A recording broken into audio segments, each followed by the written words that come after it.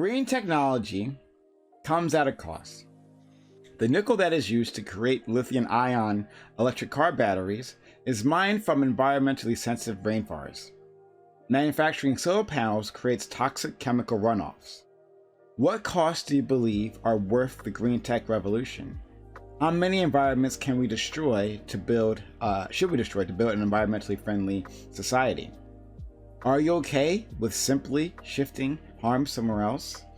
So yeah, this is a thing you get. This is something you hear from like the, I guess, conservative side of things, right?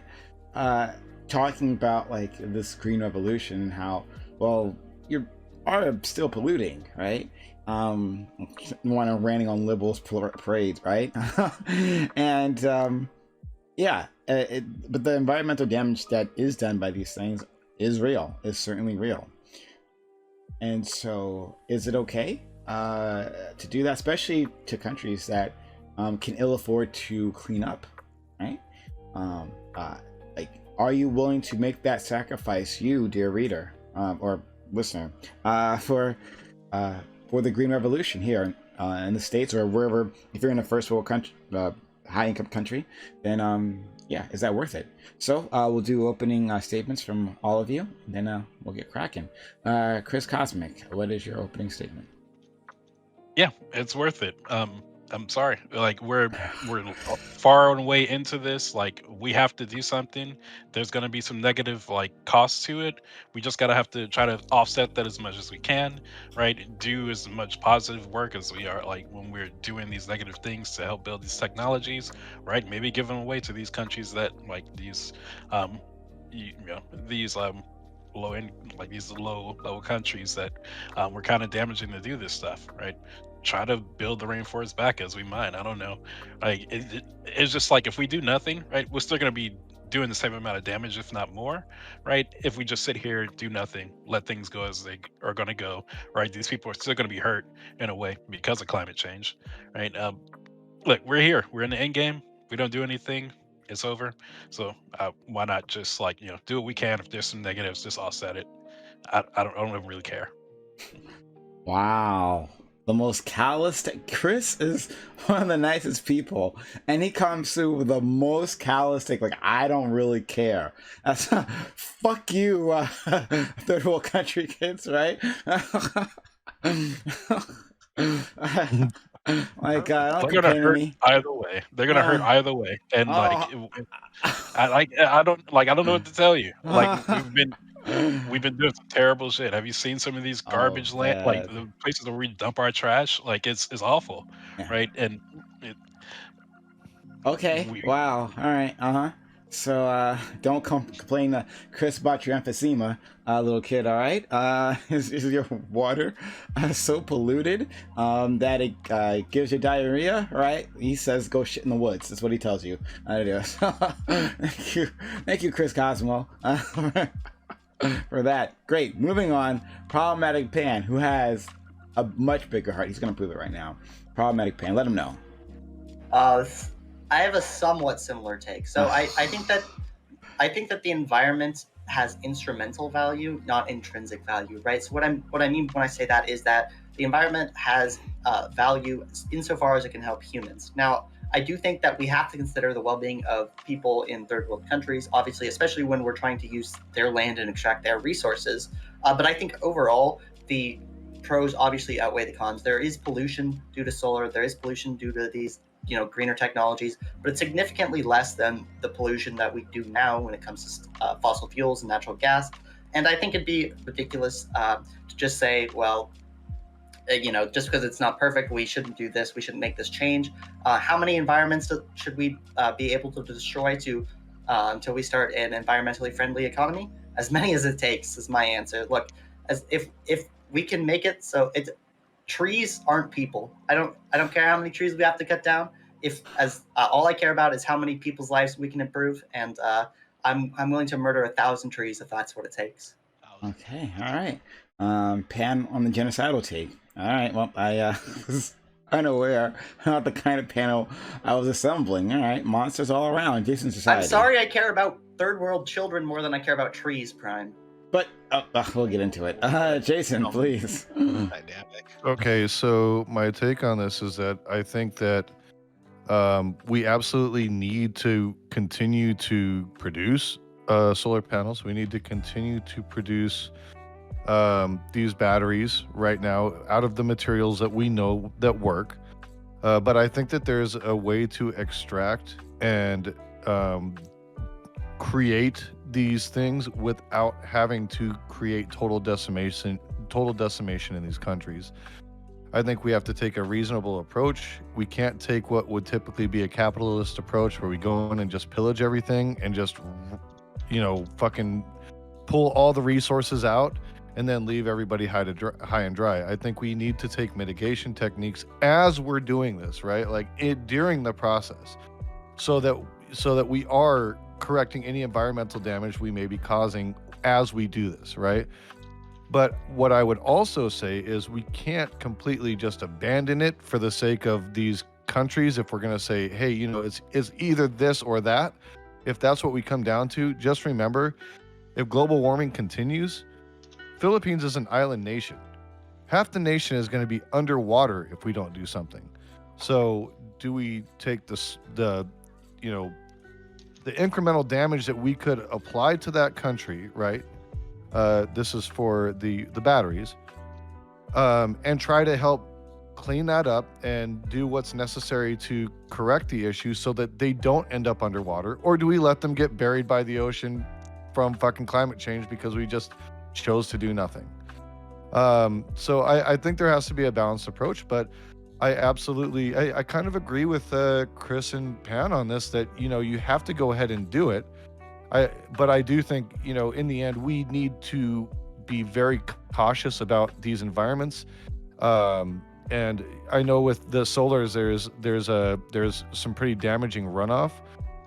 That's something that needs to be cleaned up, and that we need to hold these companies responsible for taking care of, just like we would any other company, just like we would a fossil fuel company or a manufacturer of any kind, So I think that you do both. You can both have these things, know that there's going to be some risks involved to the environment in certain areas while you're doing that, but do everything you can to mitigate the risk at the same time. We could do regulations. We could, work on different systems of disposal that would protect the environment for the runoff for solar panels. We could find ways to protect the environment around where we're mining the materials for the batteries. I think that's what you do. You look at the best possible solution to extract what we need, to manufacture what we need, and balance that against how we address the environmental impacts of those. I don't think it has to be a one or the other thing. Okay. Let's go. Wordy, please. So looking over the articles, it seems like we're impairing a cost, and the problem that comes is we may be providing more sustainable alternatives, but the issue then comes is this enough, or are we causing too much harm in the process? Because when we extract things like nickel, or things that kind of relative to developing lithium batteries, developing solar panels, we are kind of drawing from a non-infinite resource, and it may be less used than comparative to other previous methods. So that's an issue in itself. But then there's also the issue of the kind of the externalities that come out of that when we talk about pollution or kind of the destabilization of environments, because we have to understand, if we kill 1,000 trees, we're reducing the availability of oxygen, which directly harms the livelihood and well-being of humans, right? Everything we do has a consequence on humans. And so it's kind of that line where we may be forced to do this, but I think there are kind of steps we can take to kind of improve the situation. I have a friend, I'm going to shout him out. His name's Carl. He's a nuclear advocate. He is a lot more informed than this man. He would have been great for this topic, but also I would think is one-sided thing in the article was the issue in kind of the negotiation relationship. A lot of the indigenous communities there weren't really as involved, at least they say on their end, in negotiating these contracts and negotiating the access. So a big way of kind of like resolving the situation would be involve them more. So they can probably get like a better like payment method instead of just like companies coming in and kind of like forcing themselves upon themselves. So it's kind of like where we could reduce the harm, but we may have to like eventually use this as like a more necessity because it may be less pollutive as a whole. Okay. And Madeline. All right. So first of all, the conservative talking point is shit, right? It's their excuse for doing nothing. They don't offer anything but downsides, and then they don't give solutions to help with the downside. So like, I don't really care about the talking point itself if it's coming from conservatives, because it's just them deciding to do nothing. And then problematic pan up there sounds like that omnifuck we had on the panel, like, I don't know, it was like 6 months ago, right? Like the anti-fish xenocidal maniac, like we should just wipe out all these fucking fish because they're gonna, they suffer too much. We should just like exterminate these species because they just have so much suffering. Like, it was ridiculous. To be clear, I don't care about fish suffering. Yeah, I want to okay, keep great. them around so that we can eat them. Great, good. I'm so happy. So I'm glad that you're not like that, like off track here. But like the idea that like nature is only valuable if it's useful to humans is nonsense, because we don't even know what parts of nature are good for humans. So like we can't actually determine what's good, what's bad. We just need to protect as much nature as possible until we figure out like I'm gonna be right back. very human nature. Like, what do we actually require? We don't know. So the basis of what I'm going to talk about here is that there are two types of pollutants, right? There's things that can be processed by nature, and there's things that cannot. One example of something that can be processed by nature is CO2, right? Like more trees, they will suck in CO2, turn into more tree. The carbon is stored in the tree. Things that cannot be processed by nature. Lead. So when we use leaded gasoline for what it was like 60 years, that lead has been like incorporated into like our ecosystems, and we are all experiencing 500 times more lead in our bodies than like people who lived before 1920. So like, you're wondering why there's like cancer rates that are up and like other things that are up. It probably has something to do with the fact that we have that much more lead in our bodies for no reason at all. So like, my general idea here is that we want to reduce as much of that stuff that cannot be processed by nature. Global warming is happening. We kind of fucked around too much. There's no time to fix it. Like, things are going to sink and there's nothing we can do about it, especially because we still aren't sold on the idea of trying to fix this. So like, I don't see any reason to start like, burning down the rainforest so we can mine nickel from the rainforest, because like that's gonna leave a huge carbon footprint anyway. And then we're gonna use these solar panels that are supposed to like reduce our carbon intake. It doesn't line up. So like, if there's like rainforests that are in our way, we probably shouldn't burn those down. I'm gonna actually back your environment Seattle, Carl, on the nuclear. I think we should go hard on the nuclear, even though nuclear waste cannot be processed by nature. It is a system that allows us to contain the pollution. So I would say something like nuclear power is probably our best bet on reducing coal and regular carbon emissions. And then we need to start investing in carbon removal systems as well. This idea that we need to like sacrifice nature to save nature is ridiculous, especially if we're going to put nickel and heavy metals in our water. Like, I think it's ridiculous. Okay. Over to the panel. All right. Okay, yeah. So first, you didn't actually disagree with me, right? You said that we don't know what the benefits of nature are, so we should take a precautionary stance so that we don't accidentally ruin it. That's still an argument about caring about nature's effects on humans, right? You're not arguing that there's some intrinsic nature in itself. So first of all, I just want to say you don't actually disagree with me. Second of all, I want to say we can do more than one thing at once, right? Hold on. Okay, sorry. Very specific. I'm saying that the idea that we can actually determine what parts of nature aren't valuable to us is ridiculous. So like, there's no reason to talk about it in the first place. So like, I might agree with you principally. Like, yeah, we should preserve the nature that we need on some level. Maybe, I guess. But like, I'm not even going to bother arguing the point because we don't know, and it just seems like a frivolous argument to have. Well, the I don't issue like saying we don't know. You can't just say that, right? We know some things, right? We know that we need the trees. We need at least a good amount of trees because of air. We know we need algae. We know we need water. What? But no here's one's the advocating for wiping out the fish, mad lad. No one's Wait, here is You doing sound that. like Ami. I can't tell the difference. I got a timer. Okay, well, you're talking with me, right? All right, so we have to keep things in mind though. Is like the problem with like comes of environment, right? Each factor kind of plays into each other, right? And like if you talk about like the soil composition, the amount of like nutrients in the soil, or you talk about like all these relative factors, like these things play into each other. And I'm pretty sure you study in like environment stuff shit, then you would understand that.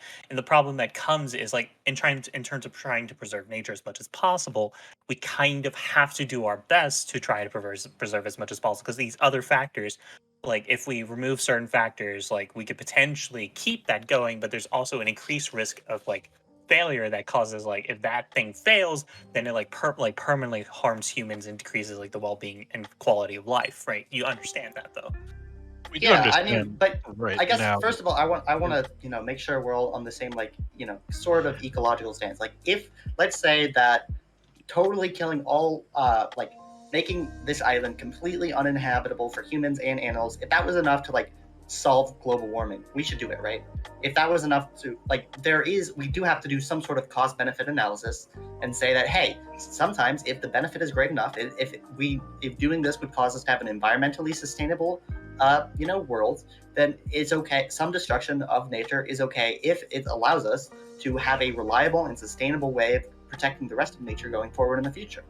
So Would that's you- a workable who disagrees with that? argument. So that would be a workable argument, say 50 years ago, when that was possible. Now that we're in the current stance that we're in, I don't think there is some sort of workable solution where we could like destroy nature and have it like magically stop global warming. It's not possible. Well, I mean, obviously, mining. Do you not think it's possible that the trees that are cut down in order to mine out the nickel the carbon footprint of that could be offset by the new solar panels So there's replacing not gonna more be enough carbon solar intensive? I mean, in 100 years, yeah. What do you mean? It doesn't take that long. How long do you think it takes to make solar panels? To make up for like, so we're gonna burn down trees or cut down trees, right? And those trees are gonna be processed and used, and that carbon's gonna go back into our atmosphere, and then we're going to have to make up for that carbon by using solar panels, and they reduce our carbon emissions by a slow rate, right? By a good rate. And also I would say that there's also the fact that they are retaining heat on the planet's surface because they're non-reflective, right? So we're harnessing the heat to create energy, and that heat does translate to other things as well. So I would say is that the benefit is not outweighed by the cost, which is the destruction of the trees. While we have something very simple, which is nuclear power, which does do that. And I do agree with your government, Seattle. There is a half-life, by the way, on the nuclear waste. But what does that waste turn into? It's like lead and stuff. So like it's still not necessarily processable by the environment. We still have to contain the waste and put it somewhere where it's not going to harm populations. Look, To be I'm clear- all for nuclear, and we keep bringing this up, right? I wish we would completely adopt it. Build like plants in like every country we possibly could. Build countries up with it. But the problem is like it's not happening, right? Yeah. Like we want it to, and so we have to. None of the things are happening, right? Yeah. Besides this, right? Besides the solar panels and then the ion lithium batteries, right? So like that's something that's happening, right? And I don't know why we keep going to the extreme with the deforestation for mining the nickel. If we're not mining, like it's not like we're mining like entire forest and like just wiping out the entirety of these places, right? Yes, there's going to be some forest, like some deforestation, right? But if we can cut down on other things that we're doing, right, instead like repair some forests that were like damaged, if we can like offset these like problems that we're creating in some way to help with this future that we're trying to create, like I don't see any other yes, nuclear, let's do it. We're not doing it. I don't see What else? But I don't This see panel's you're not about saying nuclear. Okay. Deforestation. One doesn't have to mean like destroy literally the entire forest, right? Okay. But then, besides that, you're saying that, well, we can set these things. Well, the thing is that we don't, right? And like we here in the States, right, don't have that ability to do it any which way. So, like if they are mining electric batteries or a nickel in this like of the Philippines, which is that article that I sent you was taking place in the Philippines, right? You're saying, well, we can offset the damage somewhere else, or like the Amazon rainforest, Brazil, which we also have no control over. I mean, if we did, we would have stopped them from burning down. Like was it last summer? The rate of destruction of the Amazon forest increased to unprecedented levels, and that like the carbon they were outputting from like burning it, like I think surpassed the rest of the rainforest's ability to like intake it or something like that. There's some crazy stat like this that happened. So like you're saying, let's offset it, but we don't.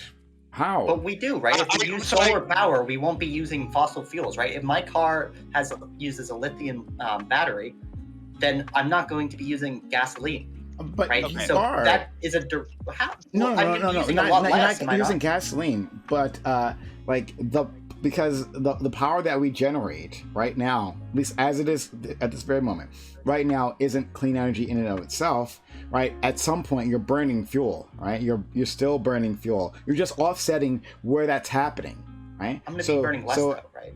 Sorry, what? I'm going to be burning less. Would you agree with that? No. I mean, if you're using the same amount of energy, right? You're using the same amount of energy to move. Well, if some of the energy is created via solar panels and stored in batteries rather than, what do you mean if? If I mean, depending on your locale, like if I don't know where you live, right?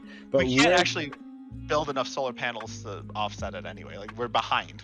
Solar panels don't generate enough energy to make up for it yet. And like even if we just like started building them right now, it's too slow.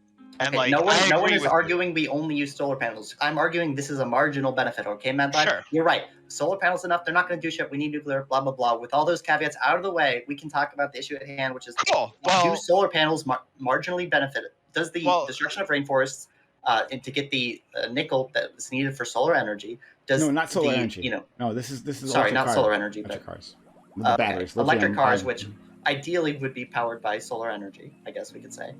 Right? Nuclear, solar, whatever. Or nuclear. Okay, we got it, Mad Lad. Nuclear energy is good.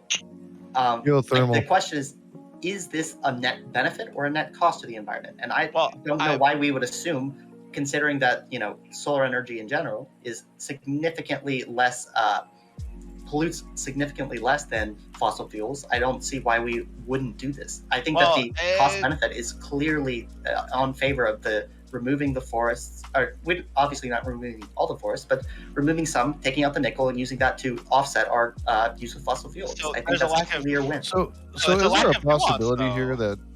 a possibility here that these solutions that we're currently talking about, solar and the nickel for these batteries, that these are just stopgaps until we develop more environmentally efficient technology? I would say that if we are positioning that like solar and nickel are the end all be all and that's all we're gonna do, right?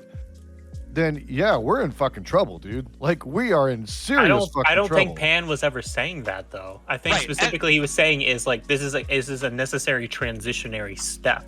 Like that's literally the entire argument. But see, this is exactly. But see, actually, Jason kind of hit the nail on the head, right?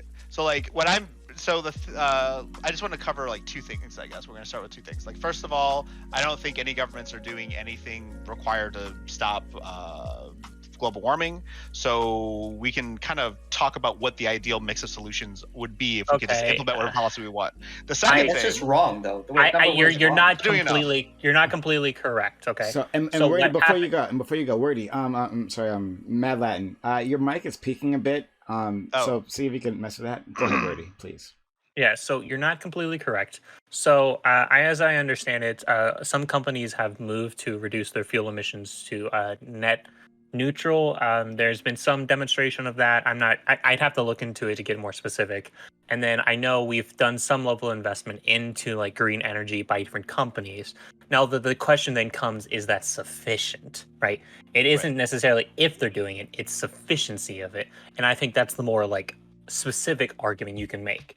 And that's like a better question to ask is like, is this sufficient enough? But based on like the last IPCC report, like through the United Nations, it seems to me like we're still on the general timeline. We still have a lot of issues, and like that's something we can talk about, right? And that's why we need to like propose like developing solar energy, and just keep in mind like electric car batteries, even when accounting for the electricity production in it, still take up less than like traditional gasoline cars. So like we still understand these things aren't perfect tools, but they are kind of useful for help us to like get a better like a leveraging area. This way we can like better like survey the area. Like, okay, now that we did this, what do we do from here, right? This is kind of like it's a stepping stone to the process. Right. Okay. Yeah, and So I just wanted to kind of so like with the nuance that you've added, I agree, right? Like I think that's fair to say like there's people who are working hard at it, and I just don't think it's nearly enough, and I'm treating it like nothing, but I shouldn't. That's fair. So like what I wanted to get at though was what Jason said, which was that the nickel and the solar, if that's like what we're going to depend on, we're not like in a good situation. And like my idea here would be, ideally we'd focus on nuclear power. We would focus on carbon removal. So like there's systems that actually suck carbon out of they're very expensive though. I think like to build and to maintain a carbon removal cycle with technology that's equal to our current output, we'd have to invest something like 50 trillion a year altogether, which is like completely unrealistic. I get that. But I mean, we could definitely start something, right? And like my suggestion would be focused on the nuclear power instead of the solar panels. And then, I mean, if we have to use nickel and lithium for the batteries, I get that, but kind of research better technologies and hope that our research will give us access to better, more environmentally friendly means of building the solar panels, building the batteries. So emphasize the nuclear and then rely on research and development to kind of get us through to the point where we're not actually harming the environment by trying to build these, use these technologies altogether. Are you talking about the nuclear energy? Are you talking specifically like with the potential environmental impact of like nuclear energy? Is that what you're saying? What I'm saying is that if we switch to nuclear, like hard nuclear for our overall power generation, and then paired that with the lithium nickel batteries, we could definitely reduce our carbon footprint by a lot. And I would be willing to push or step back a little bit, like backtrack a bit and say, okay, maybe we should mine specifically to build these batteries and kind of focus on creating new technologies that will allow us to produce these batteries with less of an environmental impact. In fact, maybe we should use less efficient batteries strictly to reduce environmental impact. And then because we're using nuclear energy, those less efficient batteries aren't as problematic. Well, okay, so if we're just talking general strategies for this, we don't need to like put favorites on a particular sort of green energy. All we need to do is dissuade people from using carbon emissions. Like if we're talking about general solutions, we can do stuff like carbon taxes, cap and trade, getting rid of all of the subsidies for fossil fuel producers. Like all of this shit can be done too. I feel like I agree. we don't need to just say, okay, we're going to put all our eggs in the nuclear basket. Well, we shouldn't. We should let people decide what to them the most efficient green method of producing energy is. Well, the most efficient thing they're going to pick is coal. Actually, they're not going to even go green. So, like, giving people the choice. Okay, but again, that's why I'm saying we dissuade people from using coal by stuff like carbon taxes. And so here's the issue potentially with that, Pan, is just like kind of letting like people generally decide. The issue that comes is when we talk about like in terms of scale, right? Like people aren't necessarily going to choose like the most efficient thing, right? They're going to choose things that maybe are more like traditionally acceptable or accessible to them, or maybe like that's generally more reliable. So we understand like nuclear energy or solar energy, those things are used less and they just aren't as like generally like accessible for like normal people. So that's why you want government policy to kind of direct that flow. So like I would agree with you removing subsidies from like coal companies and then maybe like transitioning the subsidies to like either like more nuclear programs or like through like solar energy subsidies, because it seems to me is if you want to support like an industry and it'll make sure it like kind of like builds up over time and it's more like if it's more efficient than the comparative to the others, then you transition the subsidy, right? I mean, I don't want to transition to subsidies. I want the free market to show what the most economically efficient way of, environmentally, greenizing our economy is. Right? Are you aware of externalities in a market? Yeah, obviously. okay, so what pollution is considered an externality. The Yeah, issue I got that. That's yeah, why yeah, I'm trying to but reduce pollution. Yeah. yeah, but you have to understand the problem that comes is even if you move towards like a free market, these issues aren't necessarily going to solve themselves because they usually rely on some kind of minority instead of the majority. Like majority people may want green energy, but since businesses aren't necessarily representative of a majority, they necessarily may not like rely on that. So that's why you want government policy to direct kind of the will of the majority towards like green energy. Okay, well, I again, I'm not wouldn't even trust saying the that. I don't free even think the market at majority all. does care. They care I about do having not trust the free market at all That's great. with our energy. I think that Thank is you, the Jason. most foolish thing that you could possibly wish for because they have no vested interest in it other than the bottom line. The whole job of a company, of a corporation as it exists in America right now, and many countries throughout the world, is to make sure that they're raising the value of their stocks. That's their whole obligation. Yeah, and if we So make it to rely on expensive them to do the right thing, we're not relying on them to do the right thing. We are changing incentives so that the incentives align, right? I mean, we did this exactly with sulfur dioxide emissions. We had a cap and trade program in the early 1990s. We basically put a cap, and businesses had to, sell emissions to, amount of sulfur dioxide that they could emit into the atmosphere, and it worked like a charm. Silver or We sulfur? talked about that, actually. Familiar. What? Omni was talking about that, actually. That was his justification for the whole British genocide thing. Are you talking about silver or sulfur? Sulfur. Okay. SO2. Yeah, so like we put in a cap in 1995. The program was basically an immediate success. We cut sulfur dioxide emissions by 3 million tons in the first year, which was, first of all, it was much faster than outlined by law. Second of all, it was about, I think, like near 20% of the total sulfur dioxide emissions.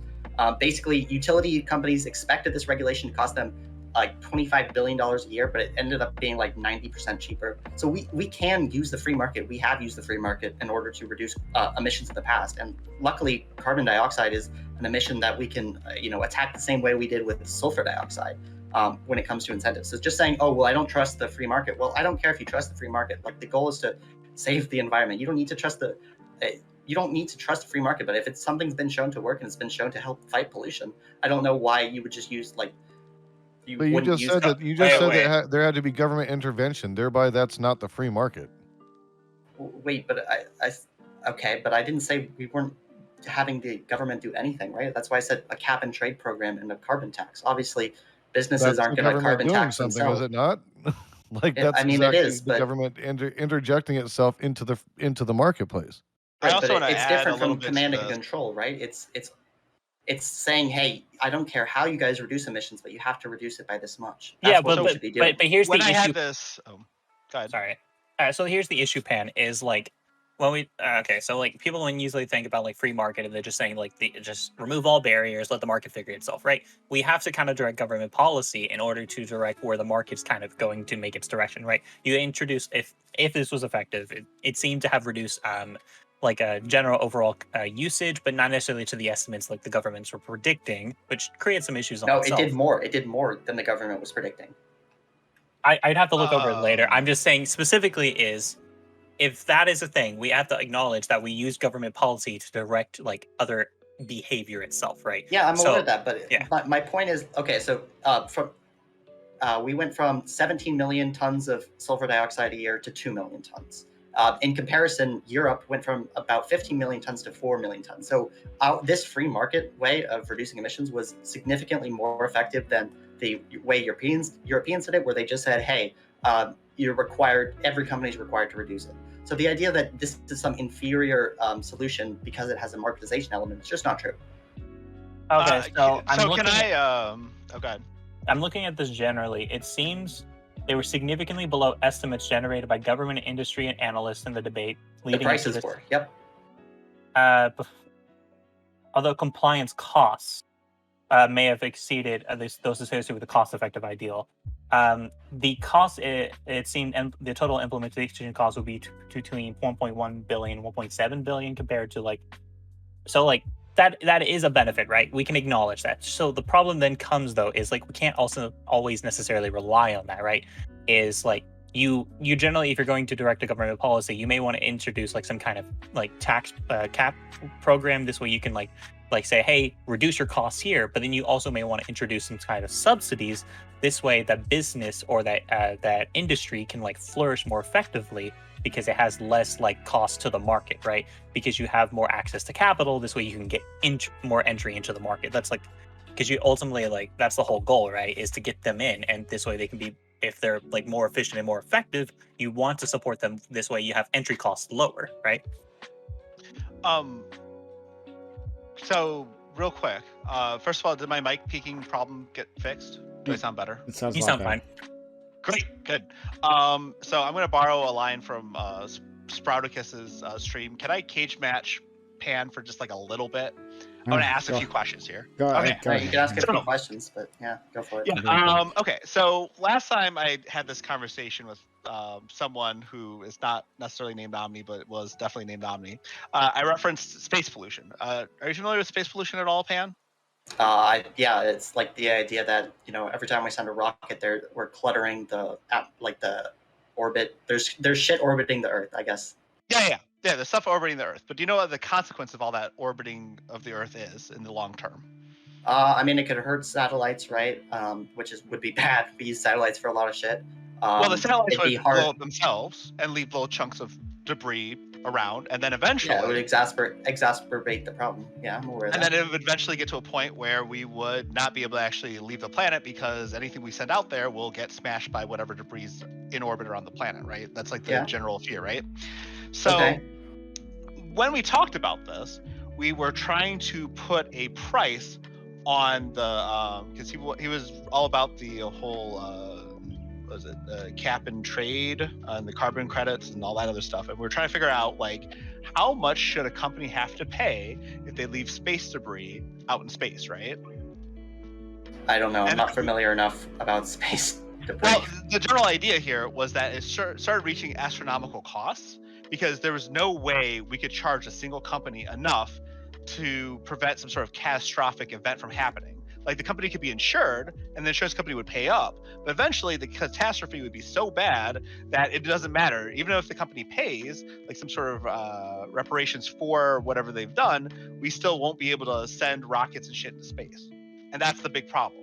So like if we take that analogy and apply it to carbon, the point here is that yeah, it worked fine for the sulfur dioxide, although technology is a little different too. It's a lot easier to remove sulfur from pollution than carbon. They weren't removing sulfur though. They were reducing the emission by a significant amount. This isn't like a carbon capture strategy, right? Well, no, they were capturing emitting the less. sulfur. Yeah, they were emitting less. How? What do you mean? They were using technology. I don't know how each individual company did it. Well, they were using technologies that made it a lot easier to prevent the sulfur from going to the atmosphere. There's a lot of sulfur capturing. So when they talk about clean coal, it's really just coal, the same old stuff. It has the sulfur in it, but the sulfur is captured before it's released into the atmosphere. That's all that was, right? And it's a lot easier to I'm capture sulfur than it. Well, it didn't sound like you were earlier. It sounded like I don't know how they do it. Coal? But okay, they capture. Well, the I don't know how. Right. I don't know if that's So- specifically what they're doing here. I don't think it was just Well, switching to clean coal. Well, switching to clean coal is kind of like a propaganda. They just started capturing the sulfur versus not capturing the sulfur because it was too much work, right? And so, like, the point is, like, what kind of technology exists to capture carbon? Like, there's a lot of carbon that comes out of like a coal plant, right? Like, you see like just billowing clouds of smoke emanating from a coal plant. There is no capture technology that exists that would solve this problem. Like there's no way. They'd have to build like Right, a lot but of like you a can large use apparatus. less, right? You can use your energy more efficiently. Well, that's kind of what we see. So, like, we actually did see a sort of carbon tax policy implemented in Australia for a little bit before it quickly got repealed by the Conservatives, unfortunately. But one of the first things we saw was that, very simple, easy changes to reduce the energy usage, like grocery stores, instead of having the frozen food sections always open. If you are familiar with the produce sections, there's no door on them, they're just always open. They put curtains on it so that there would be, they wouldn't emit as much heat and they could keep it cooler, easier, blah, blah, blah, blah, blah. So there are plenty of ways to reduce emissions. And if you incentivize a company to reduce emissions, they're going to do it because they want to make money. And Yeah, we've seen this work in Australia. We see it was a big success in Australia. Unfortunately, the Conservatives repealed it because define success. Like, by what percentage are we talking here? Like, how much of a reduction do we have? What specifically are we referring to in Australia? They did a carbon tax and grocery I mean, stores. it was only for 2 years, but let's see. Sorry, I don't have the exact numbers off the top of my head. So my point is, like, we're at a point where, like, the carbon levels are getting critical, and, like, while I appreciate using the markets to our advantage in every way possible, so I don't disagree with you, the point would be that I disagree with the idea that we shouldn't do control and what you're suggesting. We should do everything that we can that doesn't cause more pollution to reduce our carbon footprint. We shouldn't just say, oh, well, we want to do a market-based strategy because I'm an ideologue who loves the market. We should say, well, ideology doesn't really matter here. This is a crisis, and ideology and crisis don't go well together. Okay, but you do see, we want to do this in the cheapest way possible, right? Because obviously this is going to be expensive, and we're going to lose stuff. We're going to lose, money and time and resources and shit, right? Now, don't we want to lose as little? We want to lose as little as possible. What do you mean? No, our quality of, in order to fight global warming, our quality of living is going to go down a little bit. That's that's unstoppable. So ideally, we want our quality of life to go down by as little as possible. So I don't want to use every single. If that was true, then we would have worked on it 100 years ago, and we didn't. So I don't actually believe that. If we were actually interested in reducing the harm and like reducing our quality. Well, I mean, we weren't at the time, and I'm just saying, like, we still aren't now, because if we were actually interested in like 1920s, I think so, yeah. I don't think we were necessarily aware of the environmental impact of coal. We started actually being aware of it in 1906. That's the one. I mean, to be fair, actually, we kind of knew a little bit earlier. We knew that carbon dioxide had a warming effect in 1898, but. But when did it become more commonly popular in the mainstream? That's the question. Actually, interestingly enough, do you know which politician caused Teddy Roosevelt? No, it was in the 80s. Richard Nixon? Much later. Nope. Not Richard Nixon. He was anti water pollution and shit, but he didn't have anything to say about carbon emissions. George H.W. Bush? The Iron Lady herself, Margaret Thatcher.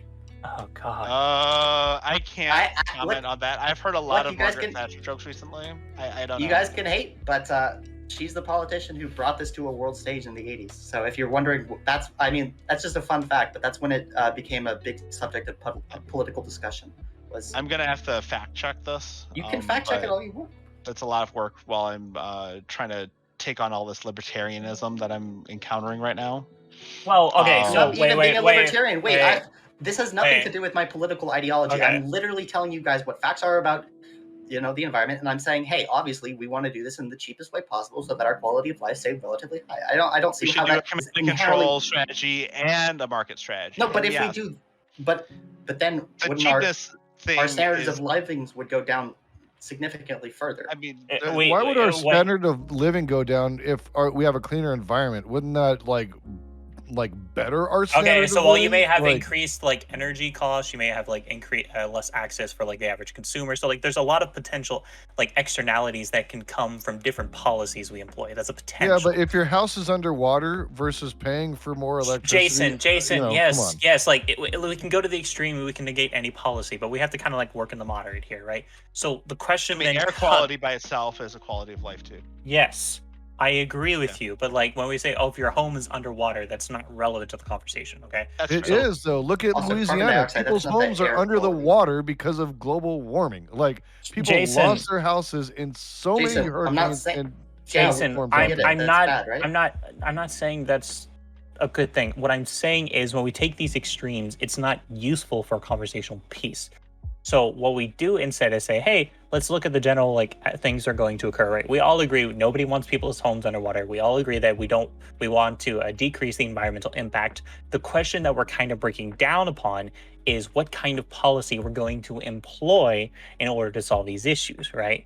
And so I was looking at the Australia thing. It seemed like some Australian consumers suffered from increased energy prices due to the carbon tax, which has a potential issue in itself, right?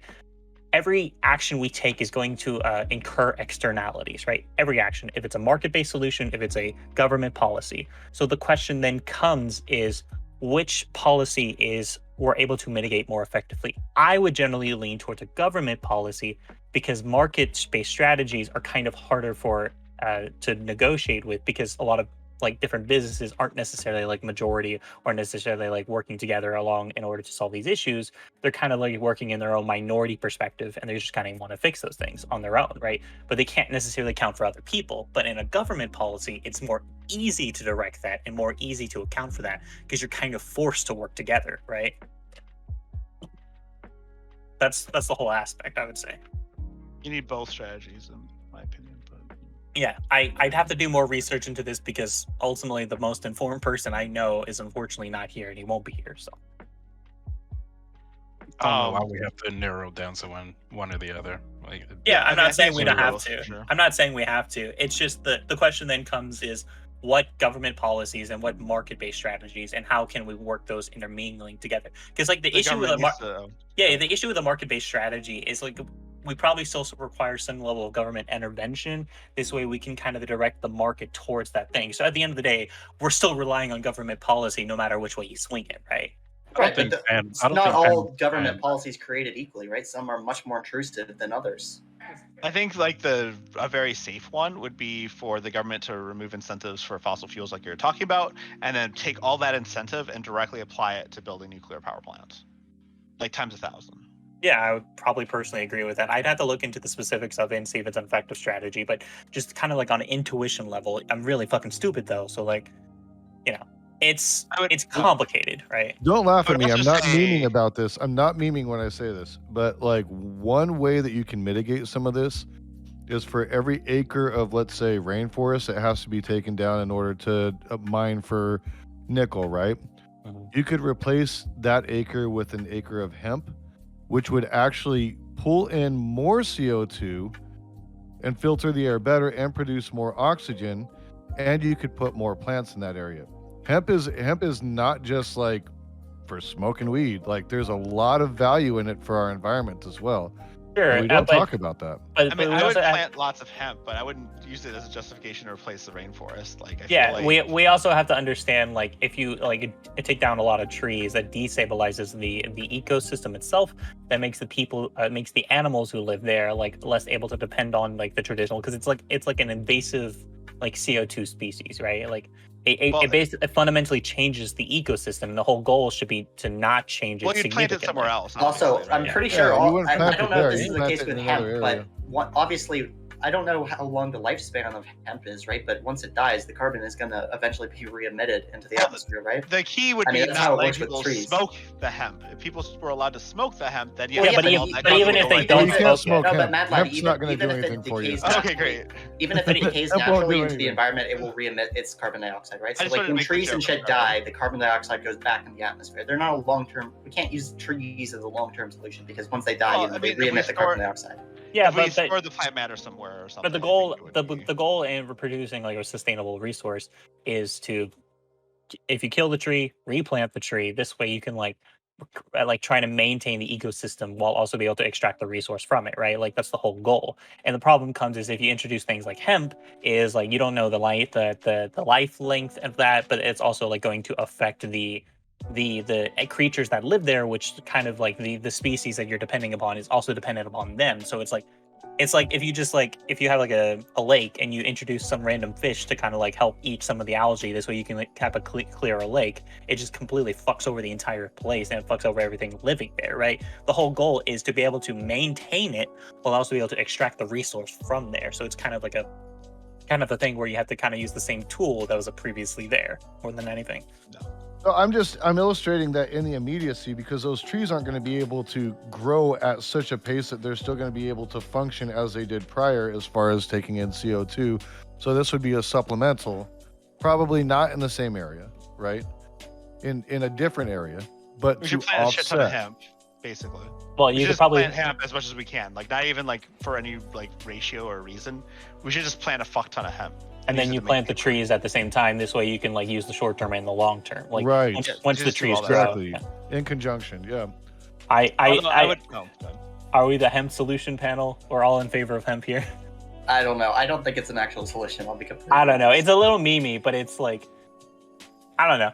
Hemp oil is actually really clean to produce as well, and it Yeah. burns at a higher temperature than gas, like But typical petroleum does. how native is like hemp to the fucking Amazon though? Well, we wouldn't put it in Amazon. I think that's Sure. an important point. Like, Yeah, we I mean, just- if A growing lot it of- works, like we can find somewhere to grow it. I A don't think lot that's of big problem. marijuana grows in those rainforests, and they have Yeah, a lot I was of gonna like, say wild. yeah. So like, we could also plant it in like weird places like deserts and stuff. Well, actually, not deserts. We don't want to put it in deserts because deserts are reflective. They actually bounce heat back into space. So we probably wouldn't want to actually cover that up with something that's going to absorb heat. I always hate going to hemp because I know that somebody's gonna be like, "You're memeing," and I'm like, "No, it's actually there are some very good positives to it. There are some really good things that we could do with hemp that would offset some of this stuff." Yeah, I even- mean, I agree even- with the idea. It's not the Yeah, only like solution. hemp in isolation sounds nice, but there are other factors that kind of play into it. So it's like where it's a part of a bigger solution. I don't think it's the end all be all. I think you have Yeah. to use that in conjunction with your other tools, right? But yeah, I mean, at the end of the day, this entire panel is basically like we have a lot of tools. Let's kind of use all of them, right? Like just Yep. Well, I think we should use a good amount of them, just as many as we need. yeah. You mean all of it's- them? Yeah, exactly. Well, No, the- not all. of them. well, the question then comes is like, okay, I'd be curious to your perspective as to why you may be opposed to like a subsidy for like green energy. I mean, I'm not inherently opposed to it, but I do think that generally government funding and subsidies doesn't go where it's needed. It goes where it's most politically important. I mean, if we take a look about the subsidies to nuclear energy, is the problem that there isn't enough nuclear energy right now? Is that due to research, or is that due to a lot of local zoning laws and a lot of NIMBYs saying, "Hey, I don't want a nuclear power plant nearby"? I'm not exactly sure how much, like, the actual problems that are preventing the implementation of these solutions. I'm not sure if it's a problem that subsidies would fix, or if it's just something that would line the pockets of, green energy company CEOs, right? So, like, when it comes to that, I'm not completely against targeted subsidies, but I'm skeptical of them. I guess is I the like best how way to put it. you're targeting the CEOs of like green energy companies and then saying it's the government's fault when that's like literally just a business that governments are sponsoring. Like Sure, it's but something- like that's- bad lad, we can that's- understand like it potentially may increase like relative, right? So I can understand Pan's perspective. I don't necessarily agree with it.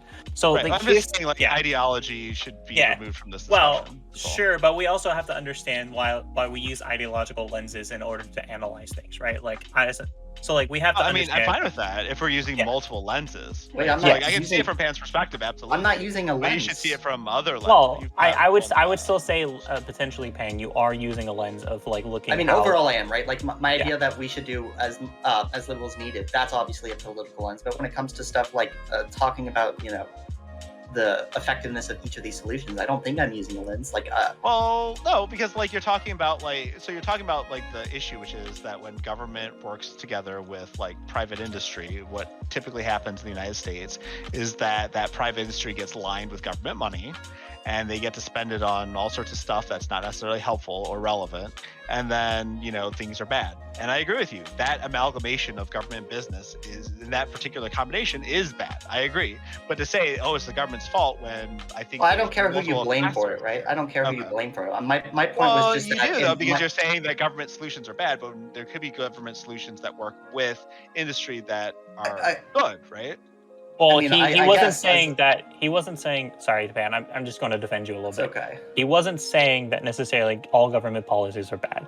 What he was saying is specific policies may be bad because he doesn't like the ways those subsidies may be used, right? And I think that's fair, right? Like saying if the money is just being redirected to like maybe enriching the company owners instead of like being used in order to help develop those industries, I think that's a fair perspective we can consider.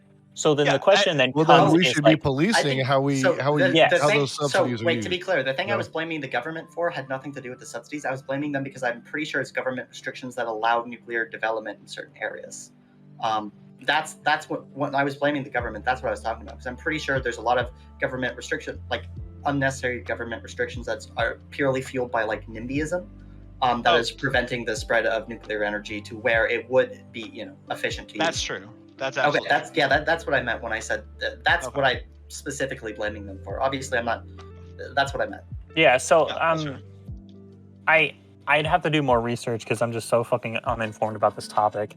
But Ooh, can I talk about where I did a lot of research? Sure. They've got these handy cartoons. It's called In a Nutshell, and it's the best science channel on the planet. So they just illustrate it like you're a kid, right? But they have birds that explode when like bad things happen. Oh shit! I gotta think politics. So hold on. See green. They're a good channel, but you have to admit they are mostly entertainment. They don't go deep onto the issues. No, they actually are not. Oh. I think that's very unfair. Actually, I think they All do right, a well, really, sorry, really good I job. don't care. Yeah, so All right, fine. I mean, they're a fun anyway. channel. Mad Lad, just DM me it later. Basically, I think your perspective is fair to consider as a potential, like, if we just use government policy, give subsidies. I think then we should say, hey, use these subsidies to perform this certain behavior, right? Like the like if you say you have some requirements, like, hey, use the subsidy to like develop the industry, because we understand with a lot of nuclear reactors, sometimes the barrier is kind of the startup cost, because like nuclear reactors aren't cheap, right, to build, but once they kind of get going, they're pretty effective, and so like that's the whole issue is like we need to kind of incentivize that behavior, but being more like restrictive or more effective with our subsidy policy may be more effective. I don't know. I think Pan is right. Like it's not even the government's fault. I don't think it's all the way the company's fault. When the government gives the companies this money, they can have all the intention they want to build this plant. They get to a location where it might be like very like, very good for them to build, and then like the people in that community and like whatever committee is just like, no, you can't build here. We don't want to live next to like a nuclear power plant. They go to the next area, same thing. All right, they have to build these on sites where nobody is, but then everybody's gonna be like, well, we're gonna have to.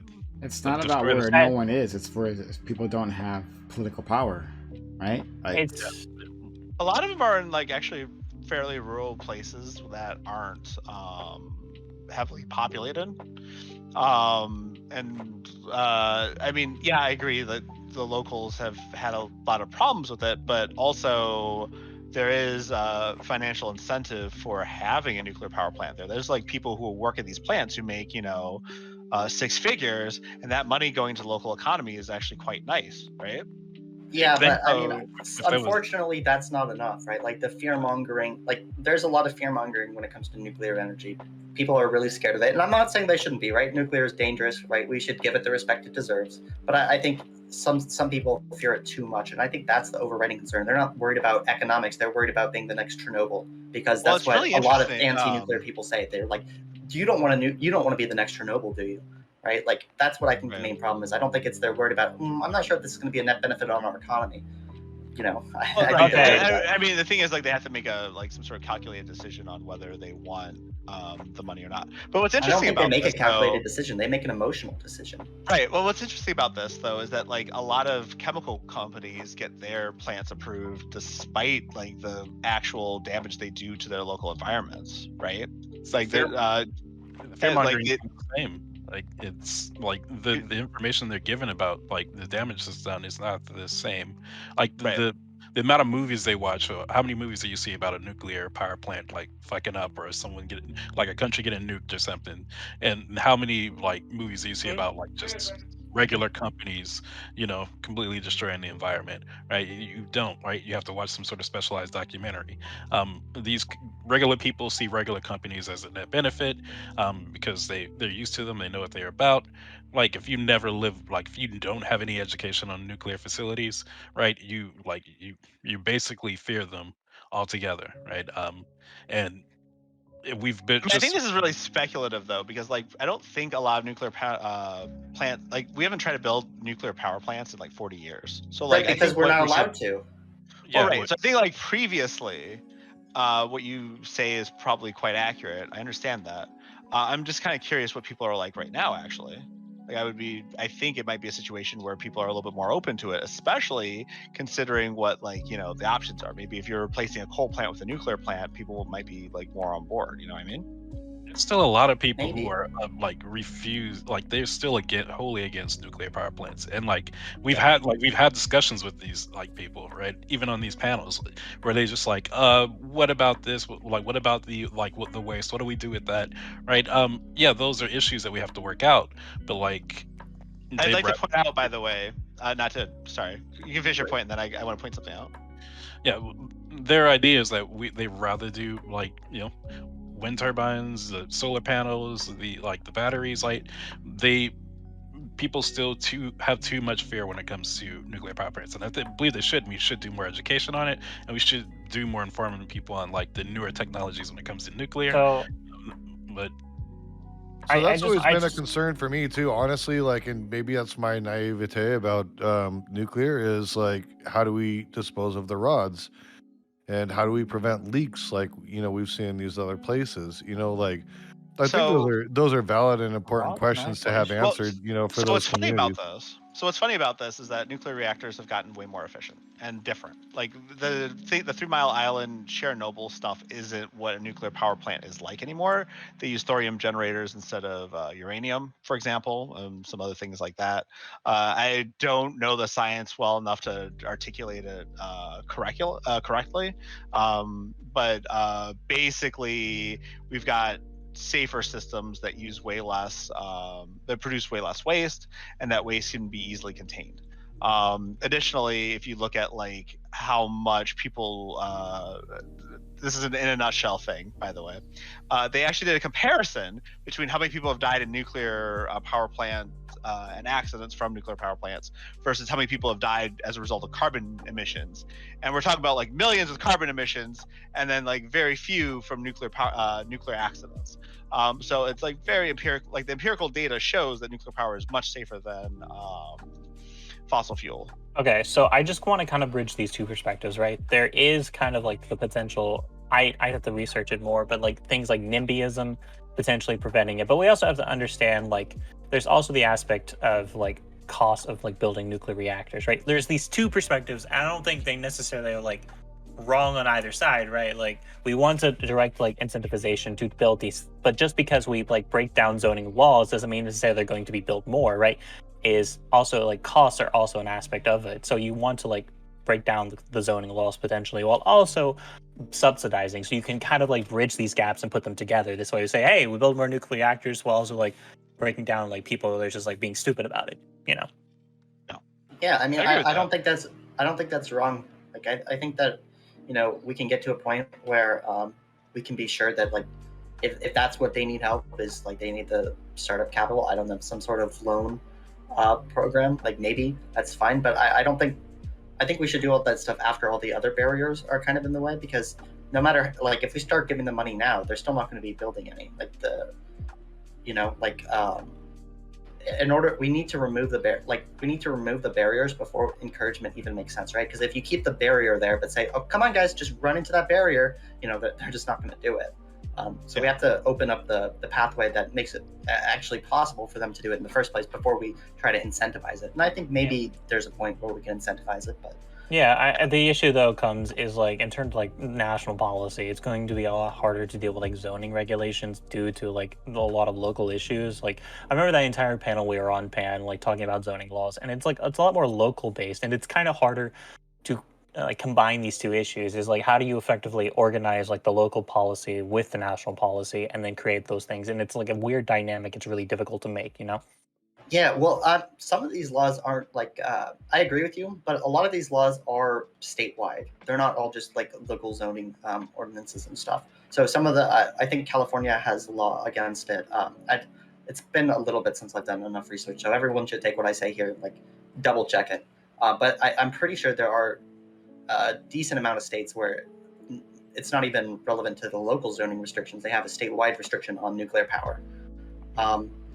At least building new nuclear power. They might have a power plant, but they're not allowed to build new ones. But the state itself, like the states are still like relatively more local comparative to national policy. So it's still That's true, but it's a lot easier than it's easier comparative, but right? it's still issue is still kind of present. So it's kind of like you have to, in a way, incentivize the states to kind of change their zoning law policy if you're going to kind of work from a national policy level. And Well, it's this goes kind of back to our command and control versus like incentivizing discussion, right? Like I think there's a little bit more command and control required to make this work, and I think it would be like it's one of the things where we should insist on the control, right? Like we need to remove these regulations because they're slowing us down. We need this to be done. There's like no two ways about it. Like we just have to do this. So I think this would be a perfectly fine example of like when government, like national government, intervenes and prevents like or does its best to prevent a disaster. Maybe I kind of disagree. I don't think that. I do think we should work within like the local framework. The way we should do this is like making sure everyone knows that it's safe. Like trying to increase education. Like I think if we're going to give How long I will think this information take? I mean, we're not going to teach them nuclear physics. We're just going to show them it's safe, right? But I mean, how long will I it mean- take? Like, will it take a year to convince everybody to do it? Will it take 2 years? Do we have I don't time? know. I'm just I don't know the saying, answer. like, in a time of crisis, sometimes you just have to compromise on the freedom because we need to resolve the crisis. And I know that that's not necessarily popular for someone who's libertarian, but like, I'm perfectly fine to I'm not embrace sure- libertarian values when they are worthy, but when they are getting in the way, we need to drop them and say, look, we need to fix this. I mean, if the world was ending like in a year, I would totally agree with this, right? But We're not this talking is about a the more world ending in long-term. a year. I'm aware, but like you have to. I agree in principle. Like if something's a big enough emergency, and everything is justifiable to stop it, right? But I do think that you have to compare and contrast. Like right, like global warming is definitely a big issue. But is it big enough issue to completely command and control the entire economy? Probably not that big of an issue. Maybe it'll get there soon, but I don't think that's necessarily the case. So I do think it's important to make sure we have a good enough reason before just saying, you know what, this is an emergency, we can throw it out the window, because the government loves to declare like emergencies. Right, but so you're using that lens right now to dismiss the idea. And what I'm saying not- is I that don't like think- we know you are. And I'm saying is that like, we have a 20 to 40 year window to like do our best to prevent global warming, right? Because like at a certain like we're already at the point right now where like we've got runaway. Like it's too There's late. there's no runaway, right? Like there is feedback, right?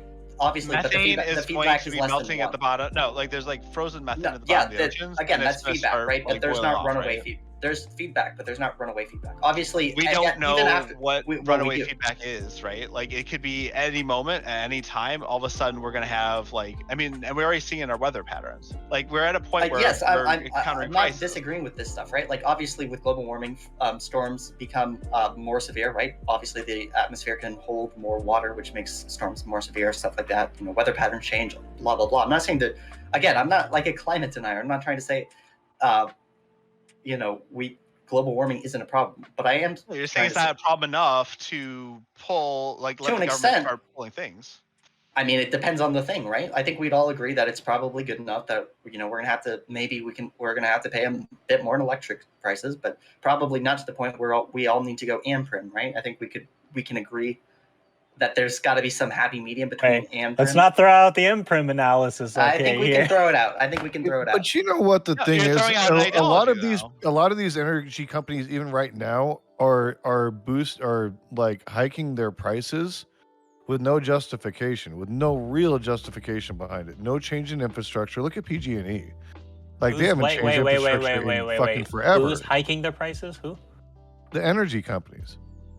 So if we're worried about, oh, it's going to cost more in energy, no, it already shouldn't cost more. It already shouldn't cost more.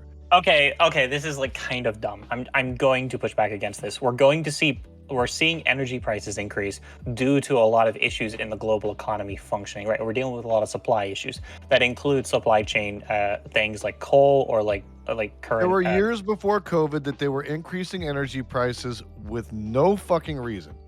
Have you looked into fact the that they're reasons doing why it they now maybe do is it? just an excuse. It Okay, depends. okay. They don't They're just using do this it as for an no excuse. reason. Okay, For Jason. the most part, it depends on where you The are. I know you're in infrastructure hasn't been built. They haven't done much to build out infrastructure. And I'm referring to Arizona. We hike I'm our aware. fucking energy prices through the fucking roof every year. And you deal with a lot We more don't every heat year. relative to Probably- other people. This is like really dumb. Okay, just because. Okay, I can agree with you to some extent. They may increase their prices because they're like, hey, maybe I can derive for more value. Maybe people won't like respond as much. I can agree with you on some level, but we also have to understand people like companies don't always just increase the prices for no reason, right? Also, to be clear, electricity in Arizona is governed by the Public Regulatory Commission. So electricity prices in Arizona are government controlled, right? Like, I mean, they're not. Not if They you're are, with and if SRP. APS is. SRP is not.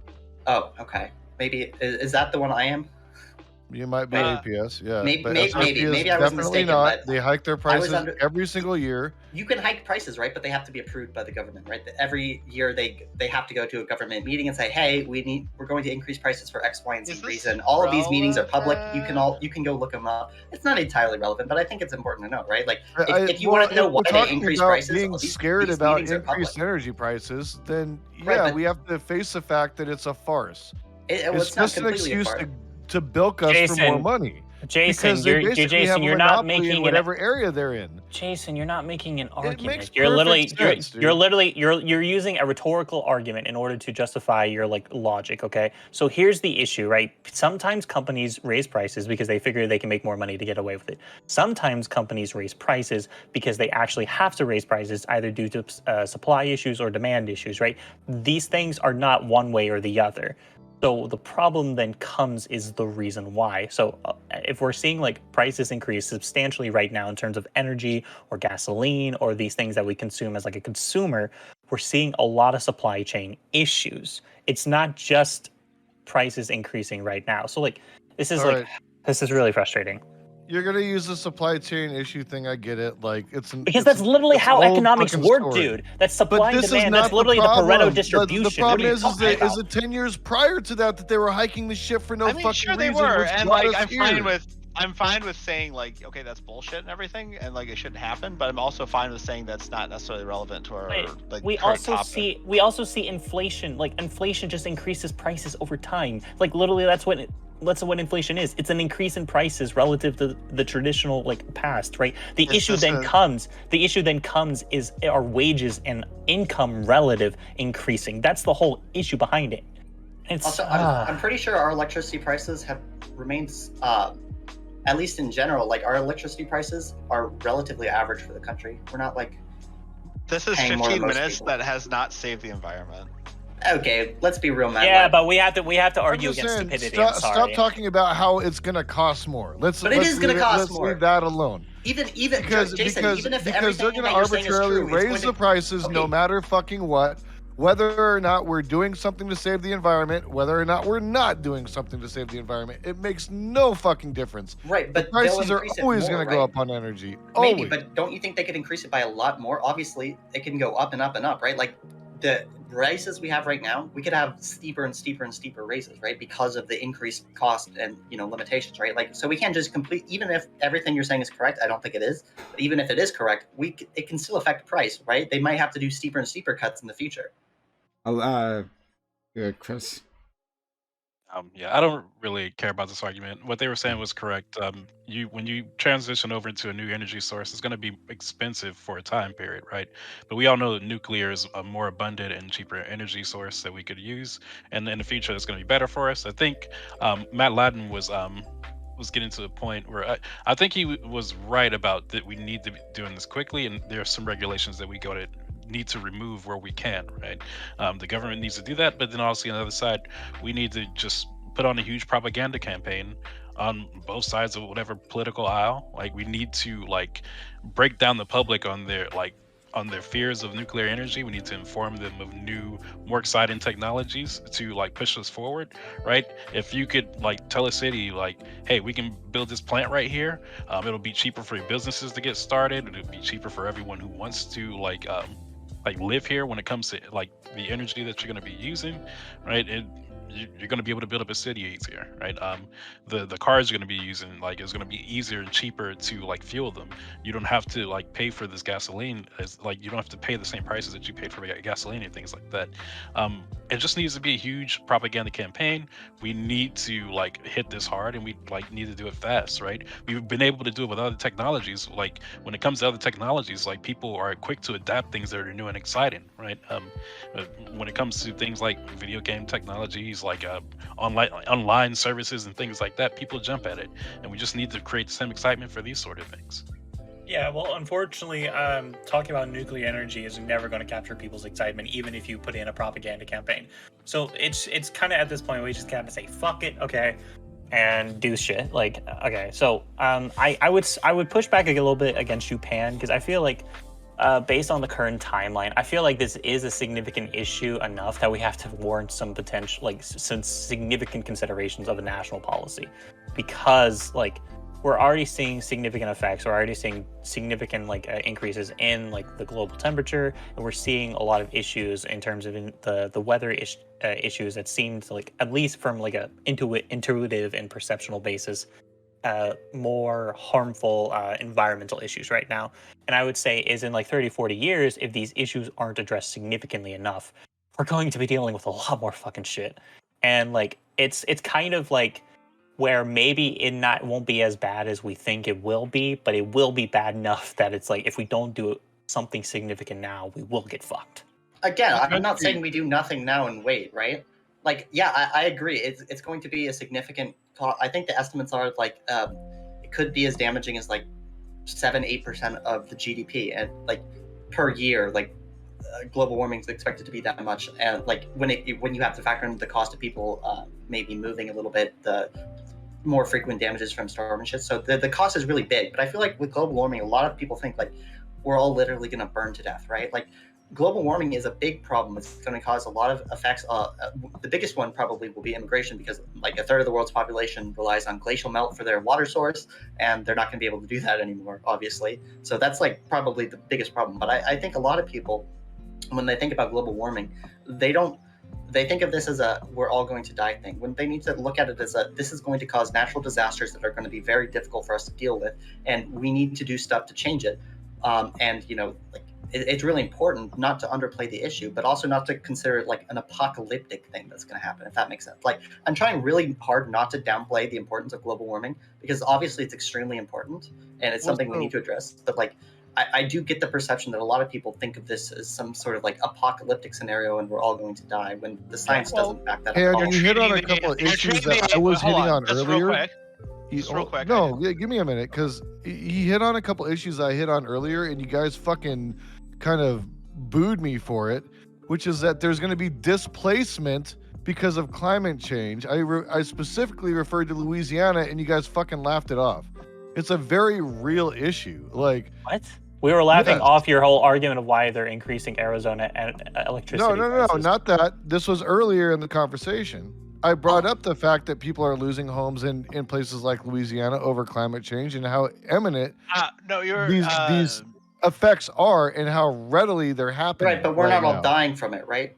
We're not disagreeing with dying your from point, it, but Jason. people are getting displaced, and usually they're the meekest among us, Well, right? I agree, but that's so I wasn't that's what I'm disagreeing with saying. you, Jason. The key was, I believe what the argument was, and I don't think I would actually participate in this. I'm pretty sure the comparison was individuals in Louisiana having their homes flooded versus like the cumulative costs and deaths that were created by other things, I guess was the comparison. So we're looking at like a bigger picture thing, and that's why your example was being like kind of frowned upon at that time, not to take away from the actual lives that are being currently impacted from global warming, if that makes sense. See, that's what I was saying before about like why we have to, and I'm going to go back to the original topic, which was nickel and the runoff from the solar panels, right? Bottom line is that we've got to make inroads somehow. And I think that whether you do it through a market solution like Pan is talking about, whether you do it through a government solution, I think you can do multiple things. Why do we have to stick with one? Why can't we do several different things? Attack it on several different fronts. Like the fact that we're stuck on, well, this may not work or that may not work. And I even said that about Pan's argument. So I can even concede some of that, that maybe you know, if we can make the market work to do it, make the market work to do it, but also do other things with the government to push that as well, you know? Yeah, I don't think anyone was disagreeing with you. I think the whole quibbling was about like what kind of policy, because we want to ultimately use policies that are effective, right? That's kind of like what you want to do. If you just use some policy that you kind of like feel in your gut that's going to be effective, and then it ends up fucking people over worse in the long run, then you're like, well, shit, right? And then you lose a lot of political capital in order to like try to adjust the policy. So it's like it's trying to analyze the situation and seeing what policy we can employ now. This way we effectively implement it. And that's the whole question right now, is like what kind of market-based or government-based policy we would use. And that's kind of like the contrast we were dealing with, the local and state zoning issues versus the subsidies potential. And that's the questions we were kind of dealing with. I don't think any of us were like against you. It's just kind of like the whole quibbling is about which specific policy we employ. Well, I think there is one thing that is where the quibbling also lies, is like, so like, Pan, I know that you believe in global warming and you don't think that there's any issues with it or whatever else. You're saying that it's not a disaster, and I understand, or not like, you know, the end of the world. It's not apocalyptic, right? And like, sure, global warming isn't apocalyptic necessarily. Although I don't know if I It's not maybe I don't know if I even agree with that actually, but it's not apocalyptic if you're not in Puerto Rico in the middle of a fucking hurricane that takes out your entire fucking infrastructure. Right, exactly. So then it's apocalyptic. Right, and like I think like my point would be, and Pan's not, I can't see his face, so I'm not going to be able to like hit him here where I was going to really go, but that's fine. I think that like the implication then, and I'd be curious what Pan's response is that if global warming is not considered apocalyptic, then is it apocalyptic for the government to, you know, take the reins on this a little bit, be really strict, and actually try to enforce zoning regulations to increase the building of like thorium reactors all over the country and reduce the immediate carbon footprint we're producing in terms of power? This is where I wanted to push back, because Wordy said like you can never get people excited, and we just gotta have to do shit, right? And I like, for me, I would like that to happen, but what this past year has taught me is that human beings are dumb, and when you force them into stuff, right? When you force them into stuff, they create conspiracy theories, like they push back, they get insane, right? And even though something like a vaccine could help them, right, they choose to like fight against it. Even though this nuclear energy could help them, they choose to fight against it. Why? Because we completely force on it. But like, there's some things we can take, like some regulations we can take away, some things the government can do forcefully that I think will be necessary. But I think we can't just all the way go ahead and do it, because people don't work that way. Especially this country, it does not work that way. So people can definitely get excited about nuclear energy, especially when you can like get like, if you can put it in their heads the things that can happen with it, right? Building better buildings, building better transit systems, right? That use energy that could like make it cheaper to have public transportation inside of your communities, right? There's all sorts of ways you can get your community excited about this sort of energy source that can help them in all sorts of ways, and just completely just throwing it out the window and just saying, let's just force them all to do this. Fuck it, have the government come in, kick all the doors down, build all the plants. That's not going to work the way we want it to work. And as much as I would like it to, this past year, a lot of examples have told me, no, Americans specifically are very dumb, and they're going to do terrible things. Okay. You're actually wait. You're hitting on my he talked to me. Can I respond fear to him? about, and I don't want to get all into this, but Can I it's the respond same to fear him that I since have he, about like, vaccine said my mandates, even points? though I agree with mandates. That because of the public perception of it, I think it's going to cause a lot of fucking chaos. And I think you're hitting on the same fucking notes with this thing about the environment. It's not that I wouldn't be in favor of something like that, or that most people with a rational mind wouldn't. It's that the populace as a whole is fickle and dumb and hates change and doesn't want to get behind new things that they don't fucking understand. And it happens all the time. It's a lather, rinse, repeat process, and we have to like slowly condition people into wanting to do the right thing or be advocates for the right thing. I agree with that. Oh, we can do it quick. Wait. Can I respond since you said something to me? Go ahead. I don't know why you're so mad at me. Well, like Jason, like was like kind of like just completely coming in, so I was a little frustrated. So specifically the issue what we see with COVID is not necessarily people just dumb on their own, right? It's specific information exposure causes them to be more stupid, right? Like we've had a significant undermining of our political process for years because either ineffectiveness and a political propaganda. And then we see with COVID is a lot of people using propaganda to do that. And we see kind of the same issue with like nuclear energy, right? People are as smart or dumb as you let them be. And so the issue then comes is like where I'm seeing right now is I'm not saying that we don't like try to get our communities like interested in this, but we have to understand is like the timeline to get our communities interested may not be as fast as we may need, right? We ultimately probably have to like wield government policy ahead of people's expectations a little bit. This way we can kind of get more things done. But that's the problem, right? Is if we wait for everybody to catch up, we could potentially create issues. Yeah, of course. But like again, make regulation changes where we can. Where we can't, get the public to like force those changes for us. And it like we could try to make those things a quick process. Like people like the way the public changes, like as like that we've seen, right? The public changes so quickly on things, right? It's no longer like taking 10 to 20 years to get the public to change their minds in a certain situation, right? It can be very quick, especially with social media. The way information travels, the type of information we can put out, and if we get people on all political spectrums on board with this, showing it that this is can be positive for like every state involved, right? This could be like a net benefit for everyone. Everyone's going to be spreading this propaganda. Everyone's going to be we can get everyone to see this as a good thing to open the public up to want this change, right? And if the public wants this change, it'll happen very quickly, like I way more quickly than we think it could happen. I But think the issue then it comes is what people are going to pay particular attention to, right? When we talk about different genre of issues, people are going to have a level of emphasis relative to the thing, right? Like if we're talking about social issues, like with BLM, that has had significantly more influence because people are much more attuned to social issues than like either energy or economic issues, right? But because of how prevalent things may be, right? We talk about economics right now. Most people are focusing on economics because it's such a big thing right now, right? And that's kind of the issue is nuclear energy isn't seen really necessarily as a big thing. So kind of changing public opinion is going to be a lot slower than like the level of drama behind like social issues. And that's kind of the issue, right? Is different issues are going to evoke kind of level of responses that are different. I guess, but like, so take like fiber for instance, right? When it comes to the internet, right? When a community sees that this can benefit them like a lot, a company introduces this technology to them, right? They're gonna they're gonna jump at it, right?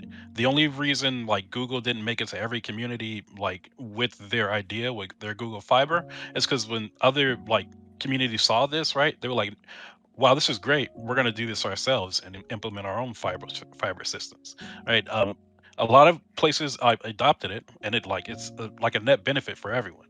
When you can show especially like say with the new technologies that are happening, right? People are turning like their entire homes like are connected to something electronic, like they're using all these things electronic, and if you can make energy cheaper to run all of these things and more, I guess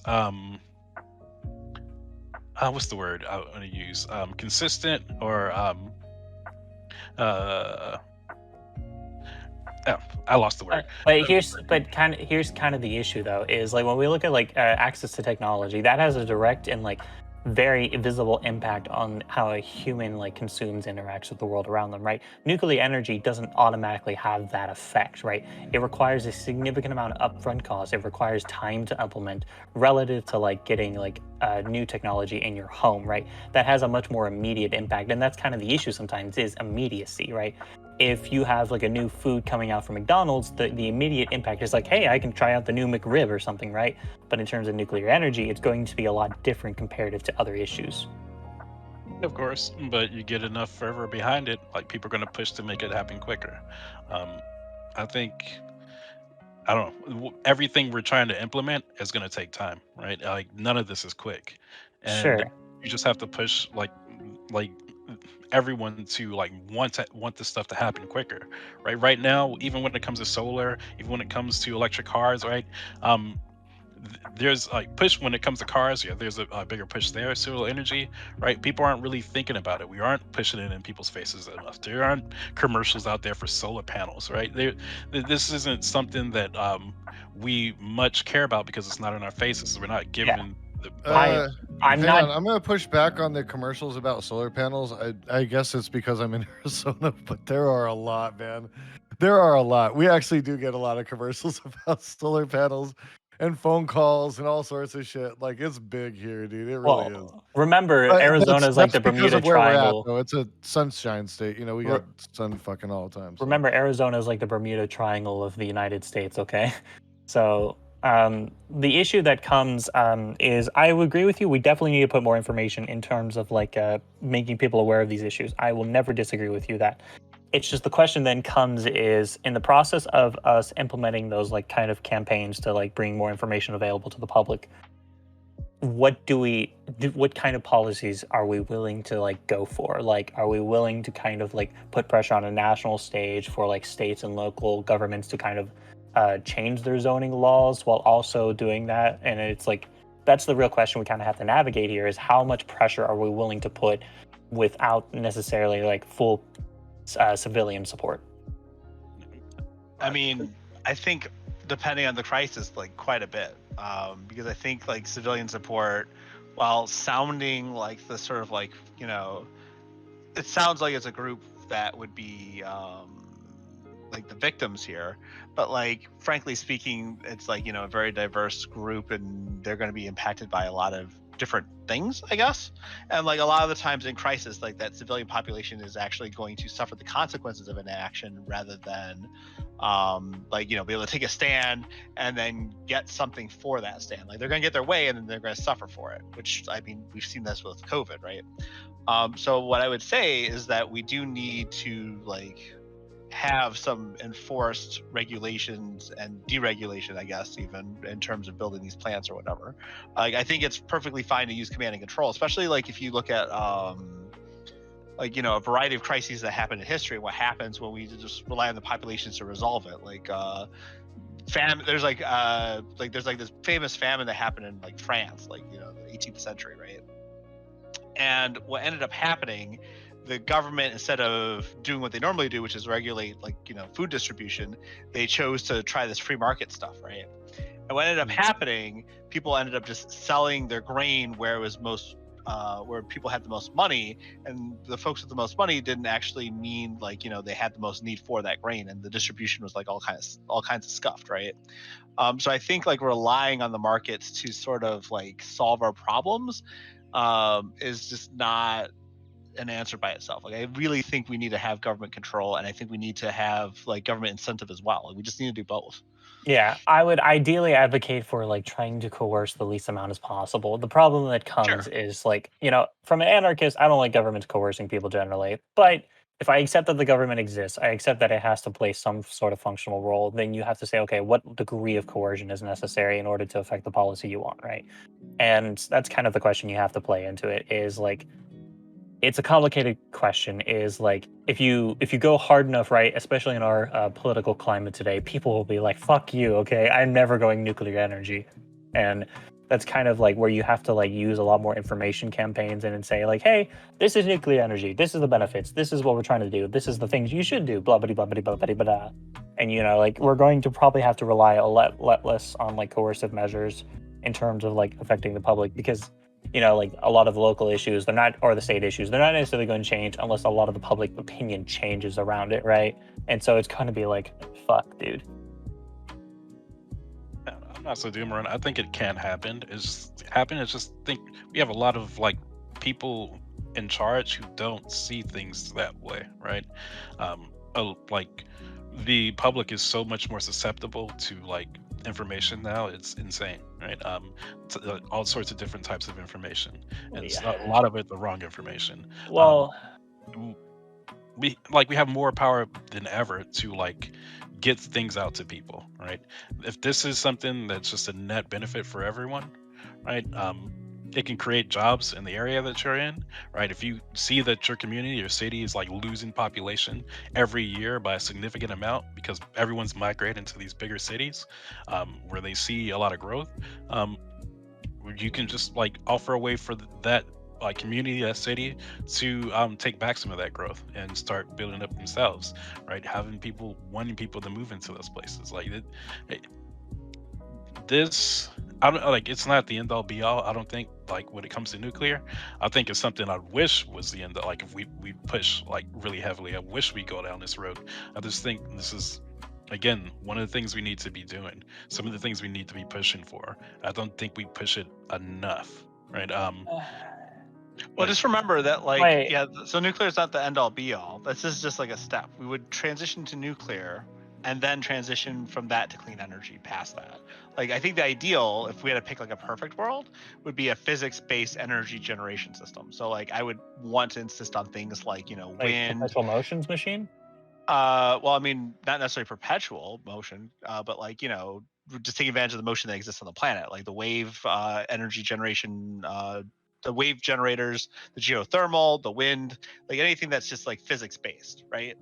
That would be probably the most ideal, because like we have all that stuff that just naturally happens on this planet. We should harness as much of that as possible. Correct and based. I do want to say something specific here, Chris, is when we talk about information, a lot more of our information, more than anything, is coming from like media sources relative to like government entities, right? Like there's such an overwhelming attitude of anti-government, and I think it's fair and it's warranted to a significant extent. The problem then comes, though, is like when we start to implement these policies, and if we go so harshly, or even significantly to some extent, like say if the government decides to say, hey, local municipalities, now you're going to have to change your zoning laws, people are instinctively going to respond, because there's kind of like a significant rise of like a populist perspective and like an anti like government perspective, because they're like, fuck you, government, right?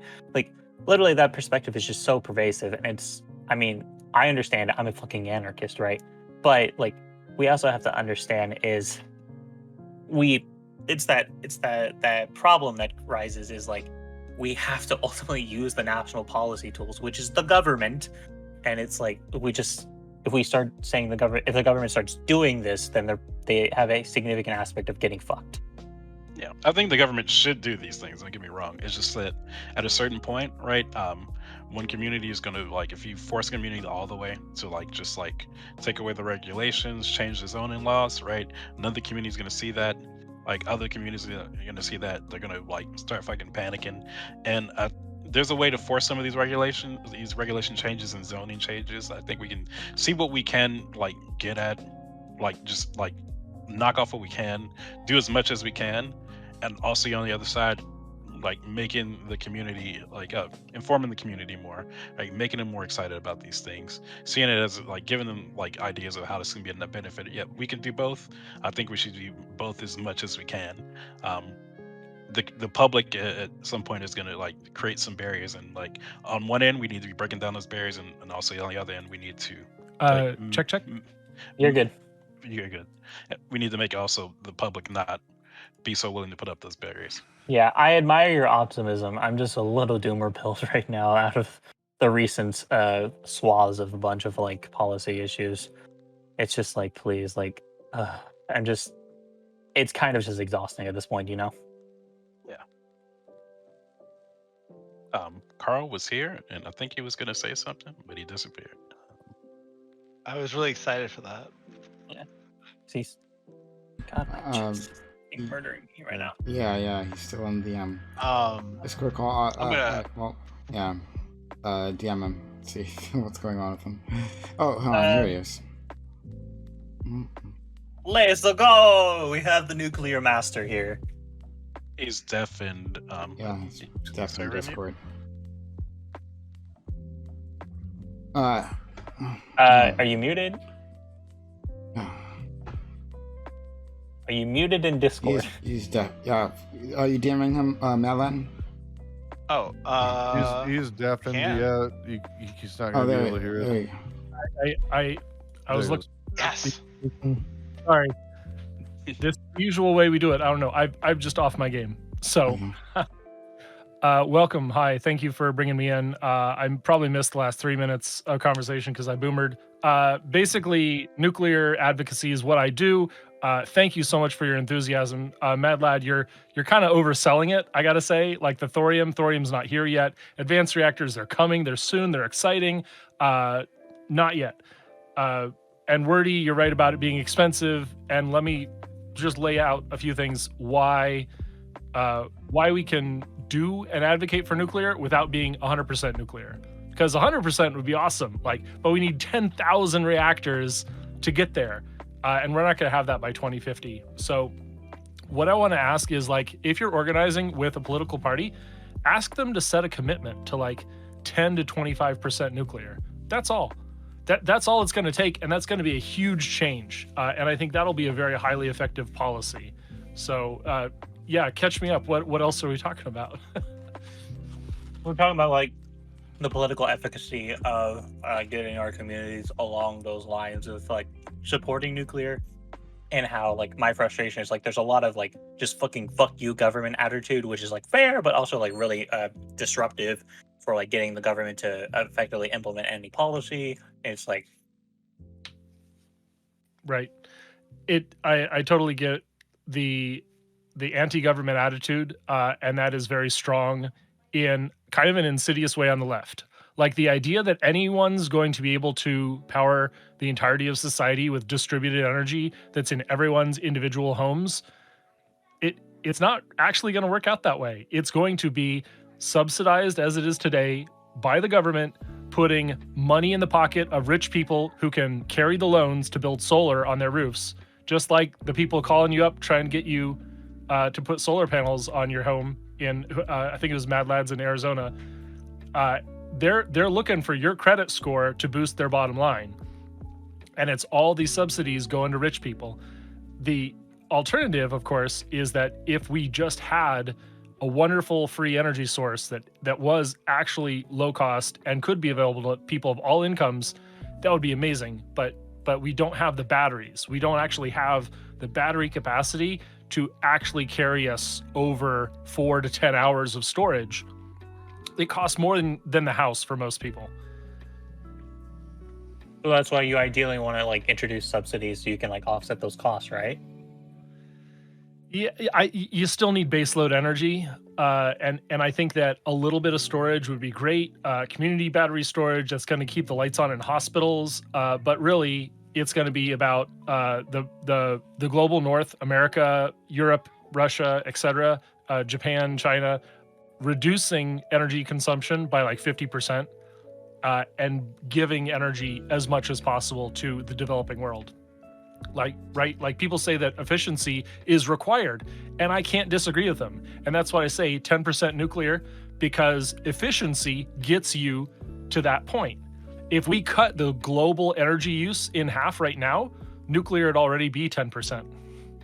Okay, so let me ask you a specific question. In terms of cutting energy consumption, is that because how much energy we produce is not efficient, or is it because of just we just as consumers just consume a shit ton of energy? It's a little bit of both. It's we consume energy for no good reason. We keep our homes really cold.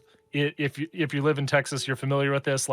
You walk into any store and the freaking AC is blasting you down to 72 degrees, and it's flowing out the front door every time you open that up. So there's a lot of inefficiency. There's a lot of societal habits built up around inefficient and wasteful energy use. And we we're too consumerist. We get too much stuff that wastes energy. Literally, plastic and plastic recycling requires a lot of energy. Just stop making plastic shit all the time. Okay, so if we were to I don't know how effectively we can change consumer habits, because that's a lot harder to kind of directly affect. That's kind of something that just changes over time and can change due to certain governmental or social pressures. But plastic production, if we were to able to reduce it, how much do you think, if we were reducing plastic production, do you think we could reduce effectively energy consumption? Well, reducing like shipping is like what 3 to 5% of the global energy consumption or CO2 emissions. We have an extractive energy industry. So if we moved fossil fuels and wasteful consumer plastics away from a profit-driven sort of system, if we like carbon taxes, got to start somewhere. If we just made dumb shit more expensive, that is along the right direction. Let's say it saves us 10 to 20% of our emissions. We still have like 70% more emissions to cut down. So it's not a either or, it's an and. It's all these solutions adding on top of each other. And let me address, Sam Law asks, should we do federal policy and force it on locals? We don't need to. And in fact, for nuclear, I'm absolutely against sort of like forcing it into communities. We can have a consent first policy and it will be completely amazing, like Canada's doing it with their deep geologic repository. It's a consent first process. That's the right way of doing it. Yeah, I agree. So I'm just curious, and I may have missed this earlier on. Like, Carl, you're a nuclear expert, so maybe you can answer this for me. So, like, me being a fucking dumbass about nuclear and not knowing shit, right? My first instinct is, well, this can't also be good for the environment either. Like, is there 100% nothing bad that can happen from to the environment with nuclear? Let me. Here's the way I like to say it. Nuclear on its very worst day, it was a day in 1986, was still better than fossil fuels were every other day that year.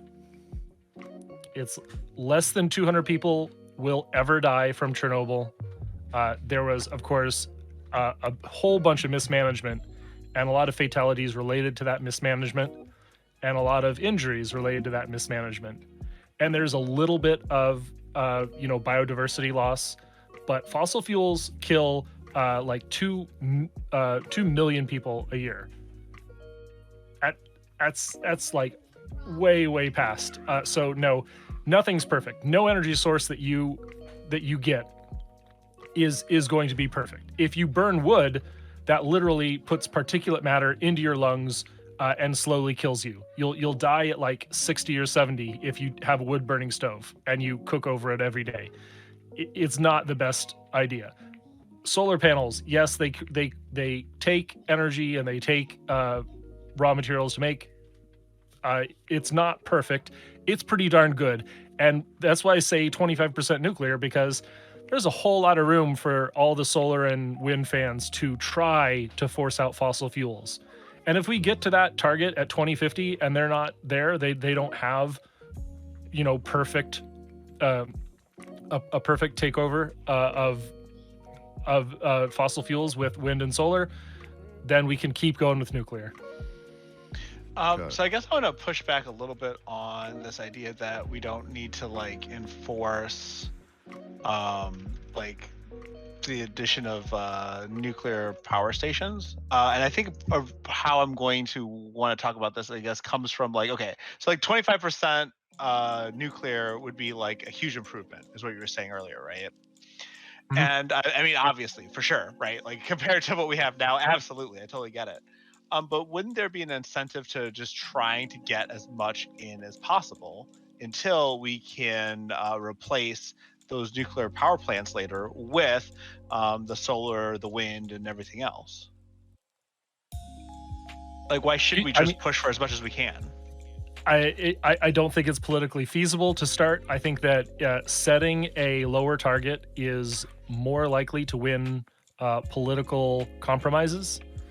And I also think that, even if you can dictate it, even the great Chinese, Communist Party and their huge industrial machine, they're only building 140 new reactors by 2030.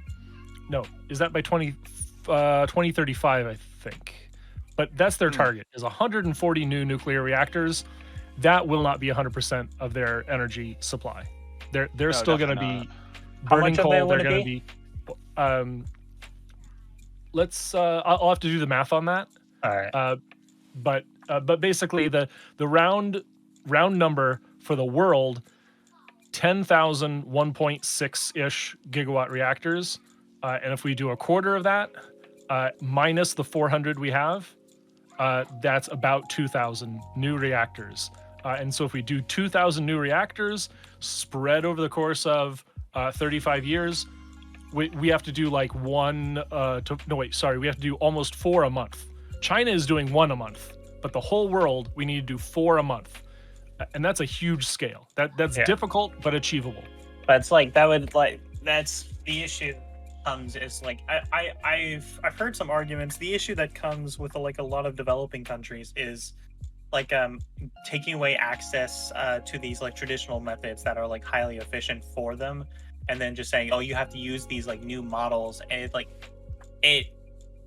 I don't know, it creates some issues in terms of like the political efficacy. Be like, those developing countries are like, hey, you got to use that shit, why are you fucking us over, right? And like, that's the whole argument that I've heard sometimes. So traditional energy sources, burning dung, burning wood, chopping down the rainforest for your cooking fuel, I absolutely guarantee no one would prefer that over an electric grill and electric lights at night. Yeah. Right? Yeah, we need to convince them to skip some steps. Like, look, this is where we are. You want to be where we are right now. You don't want to have to go through the entire industrial revolution, right? Like, here's a nuclear plant right here, right now. Cheaper energy in the long term, like more abundant energy, right? You can revitalize your entire area with this, and you won't have the same like environmental damages happening, right? So like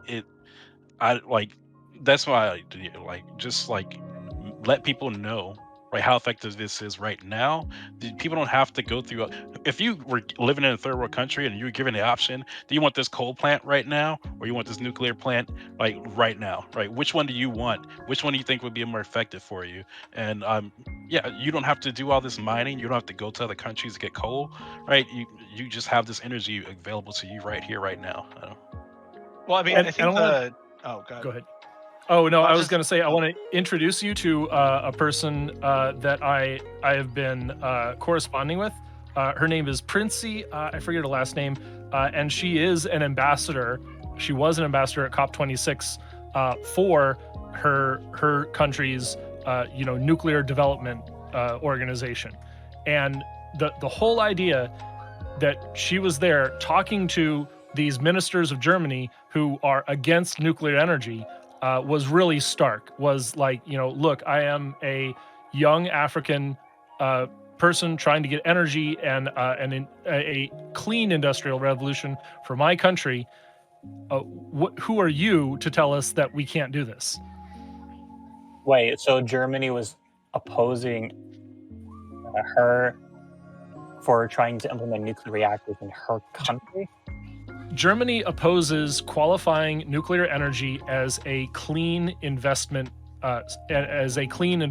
recipient. In other words, it has to pay higher interest rates than wind and solar. It has to pay higher interest rates than any other energy investment is the condition, and this is called the EU Sustainable Taxonomy.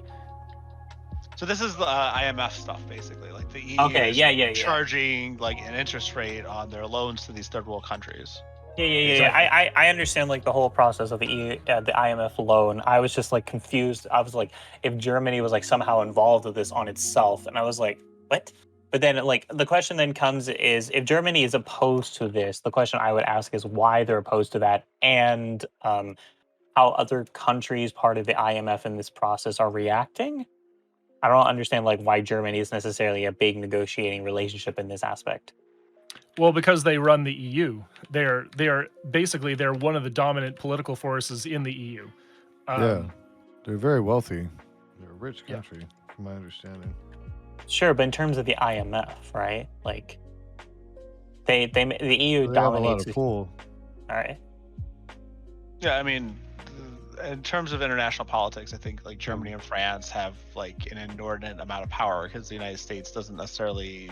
I don't know actually. What is the United States' relationship with the IMF? I should know this, but I don't know off the top of my head. They're getting more involved in terms of international politics and like comparative to recent years, like with the Trump administration.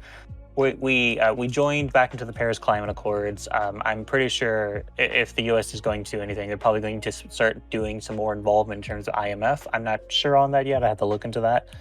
But yeah, I could understand that if if America stepped back, EU stepped up to kind of take a more commanding role in the IMF, and that's going to affect their policy in terms of like other people who may other countries that may seek access. Okay, I can understand the logic now. I was just trying to connect the logical thought process first. I had a question that I was going to ask. Chat was talking about not putting nuclear power plants in places where there's where natural disasters can occur. And I was just going to point out that would be a really cool idea if it would work that way. But we can't actually predict where we can put a nuclear power plant in places that don't have earthquakes or whatnot, right? Right. But you're still going to have to deal with all the other things that can happen.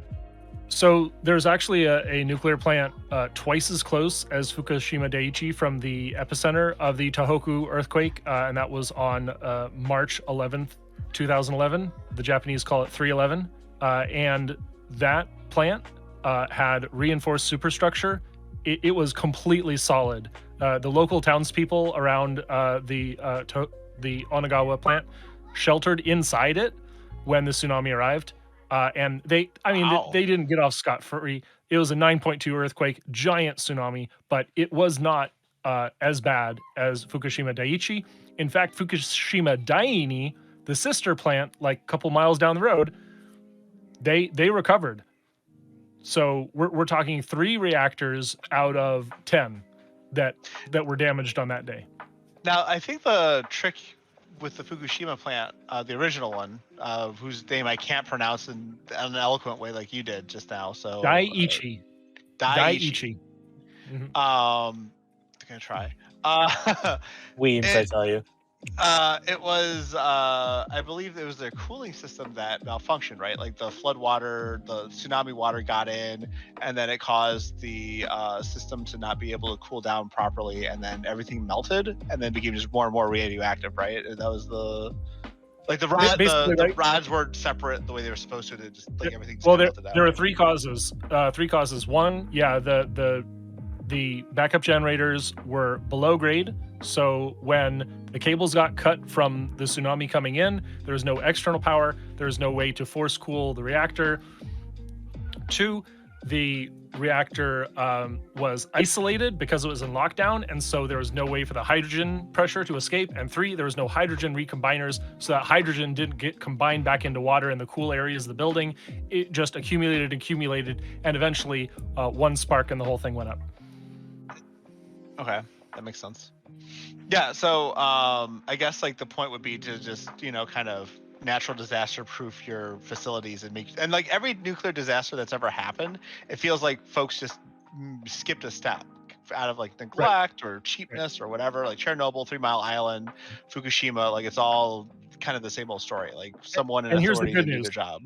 The good news is that the 10 years following Fukushima, every U.S. plant has had to go through a beyond design basis review process where they prove that nothing remotely conceivable could cause a disaster in that plant. They have plans for staff and for emergency services well beyond what was before the 2011 scenario. So yeah, Fukushima was a wake-up call to the industry, and globally, reactors have improved. I mean, we have a freaking 3-alarm press release every time there's a minor buildup of radiation inside a reactor. That Chinese, there's a Chinese reactor where there was a leak reported. That was an internal leak inside the cooling loops where they had more radiation than they expected, and everyone freaked out like it was another disaster. But we literally have radiation listening posts all over the world watching for this stuff. If you go to safecast.net, you can check them out. Oh, wait, safecast.net? Yep, safecast.net. And those are just the public ones. There are private, wrong site. Safecast.org. Yeah, safecast.org. Sorry, everyone. I'm glad that didn't go to a bad site. Accidentally sent you to a porn one site. There are there's so much going on that's not public. There is non-proliferation flyovers that Trump kind of defunded, by the way. Boo. There's non-proliferation listening stations that every time Russia fucks something up, they shut them down because they're scumbags. Boo on them. There's so much. Radiation is the easiest contaminant to detect, and that's why I think, you know, as bad as it could be, it's never as bad as you think it's going to be. So basically, is our systems are pretty well fucking developed, and as long as we make sure we keep eyes and keep money in there, invested wise, we'll be fine. But it's not really that much of an issue. And even when it blows up, the worst thing that could happen is better than fossil fuels. And precisely like what fossil fuels do every day anyway. I mean, Specific. it's a low bar to meet, but I get what you're saying. It's the lesser of two evils, you know. Mhm. So Yeah. I get that. Once we solve climate change, we can argue about it then again. But we just got to solve the climate. We just got to get past 2100, and then we can argue about the rest. And I don't think anyone here is going to be alive unless like you got the hookup with the Immortality Club. Excuse you. Fucking Okay. Methuselah and shit. Okay, I'm I living let forever. them freeze my see. head. You see, where there's Samson, and then there's me with the long hair. Okay, I get to live forever because I just got long, beautiful hair. Okay. It's luscious, Wordy. It's luscious. Yeah. Anyways, yeah, like honestly, I'm just gonna have to do a fucking research thing over all the news articles you link in your shit now. It's just like, Yeah. because this is like really interesting, and it's something I've been wanting to cover. It's just, you know, time and limits of how much I can actually research and shit. So really quick shout out. I have a local event. We're going to have a Q&A with a nuclear engineer this Tuesday night, this coming Tuesday night. Check out my channel, check out like my socials, and I'll give you the link to join, and you can quiz the dude. Super great guy. He runs a website called whatisnuclear.com. His name's Nick Tran, and he works on advanced nuclear. Cool. I dig it. Did we accidentally like agree like 10 minutes early? Yeah, I don't think there's anything really else to fight about. It's like, hey, we need to get nuclear energy. We probably have to go through like a lot more like local levels because it's like more politically efficacious and shit. And I I think don't we know. need problematic Pan to like just say something like really outrageous. I don't in think chat Pam real would quick. necessarily disagree with us. I think he'd No, be a I lot think he more would either. I'm going to take, I think I'm taking his position on carbon tax, right? He was pro carbon tax. He was some kind of carbon tax. He was wanting to focus more on that. I think where we disagreed was like only using that as a tool. Yeah, like I'm about control and command and carbon tax, right? Because like at a certain point, like you can't tax someone like at a certain rate, like there's gonna be so much of something happening that like there's no tax value that's too high. It just needs to stop happening, right? That is true, but like it is a disincentive. I can't say the word. Disincentivize. Disincentivize? Disincentivizing tool. So like so like we should try to prevent it as much as we can. Yes, like some people are going to create permanent damage that no price is going to be able to fix. But it's just one thing we have to do. One thing that's necessary to do, and I think it's like just a net positive for us to do anyway, right? Look, Just Chris, you gotta just learn that word because it's kind of a requirement to be on panels. It's disincentivize, okay? Just put that in your vocabulary because every fucking person in the world will use that, okay? It wasn't disincentivized that I was having trouble with. It's disincentivization. Like I was trying to say, put an extra syllable in there of like that I didn't need to do. So yeah, that was where I was having the problem. All right, you just gotta have those rhetorical words on lock, okay? Because I'm not the only one that smart. does that when I get going, though. Like, I'm not the only one that ends up throwing in like a whole extra syllable. Like, wait, that's not even the word. Look, just be stupid like me and just say shit and hope it sounds right, okay? That's the whole goal. So I'm going to come back on the carbon tax, and of course we got models that suck. The California model really sucks. They basically give cap and trade credits to polluters. So, you know, start up a polluting corporation. Hey, you get some credits. Woo, go wild. The better solution, I think, I advocate for Citizens Climate Lobby. That is tax and dividend. Everyone who pollutes pays. Everyone who breathes gets a dividend. Oh, hey, that's kind of interesting. So is it like it'd almost feel like a UBI in a sense because we all breathe? Yeah. Okay. All right. I'm proud of that. Sure, let's do it. Hurt my lungs, I will. Yeah, you get say, paid hey, but wait, does that mean that we would like forfeit our capacity in some way to like sue for damages caused by inhaling probably, greenhouse gas? but because they're already having to pay that money up front, it's like, okay, well, if you're going to fuck up my lungs, now I have more money to pay for healthcare. Okay. I don't. Oh, yeah. I don't know if like if there's no like trade, like if we're not signing off on things, then I think it'd be cool. If we're like giving up our ability to like get compensation for particularly bad situations, I think that's not great. People need to stop fearing the atom. Okay. Well, what is it? What is it? That guy who just said it. Well, don't you understand the Industrial Revolution and its consequences have been a disaster for humanity?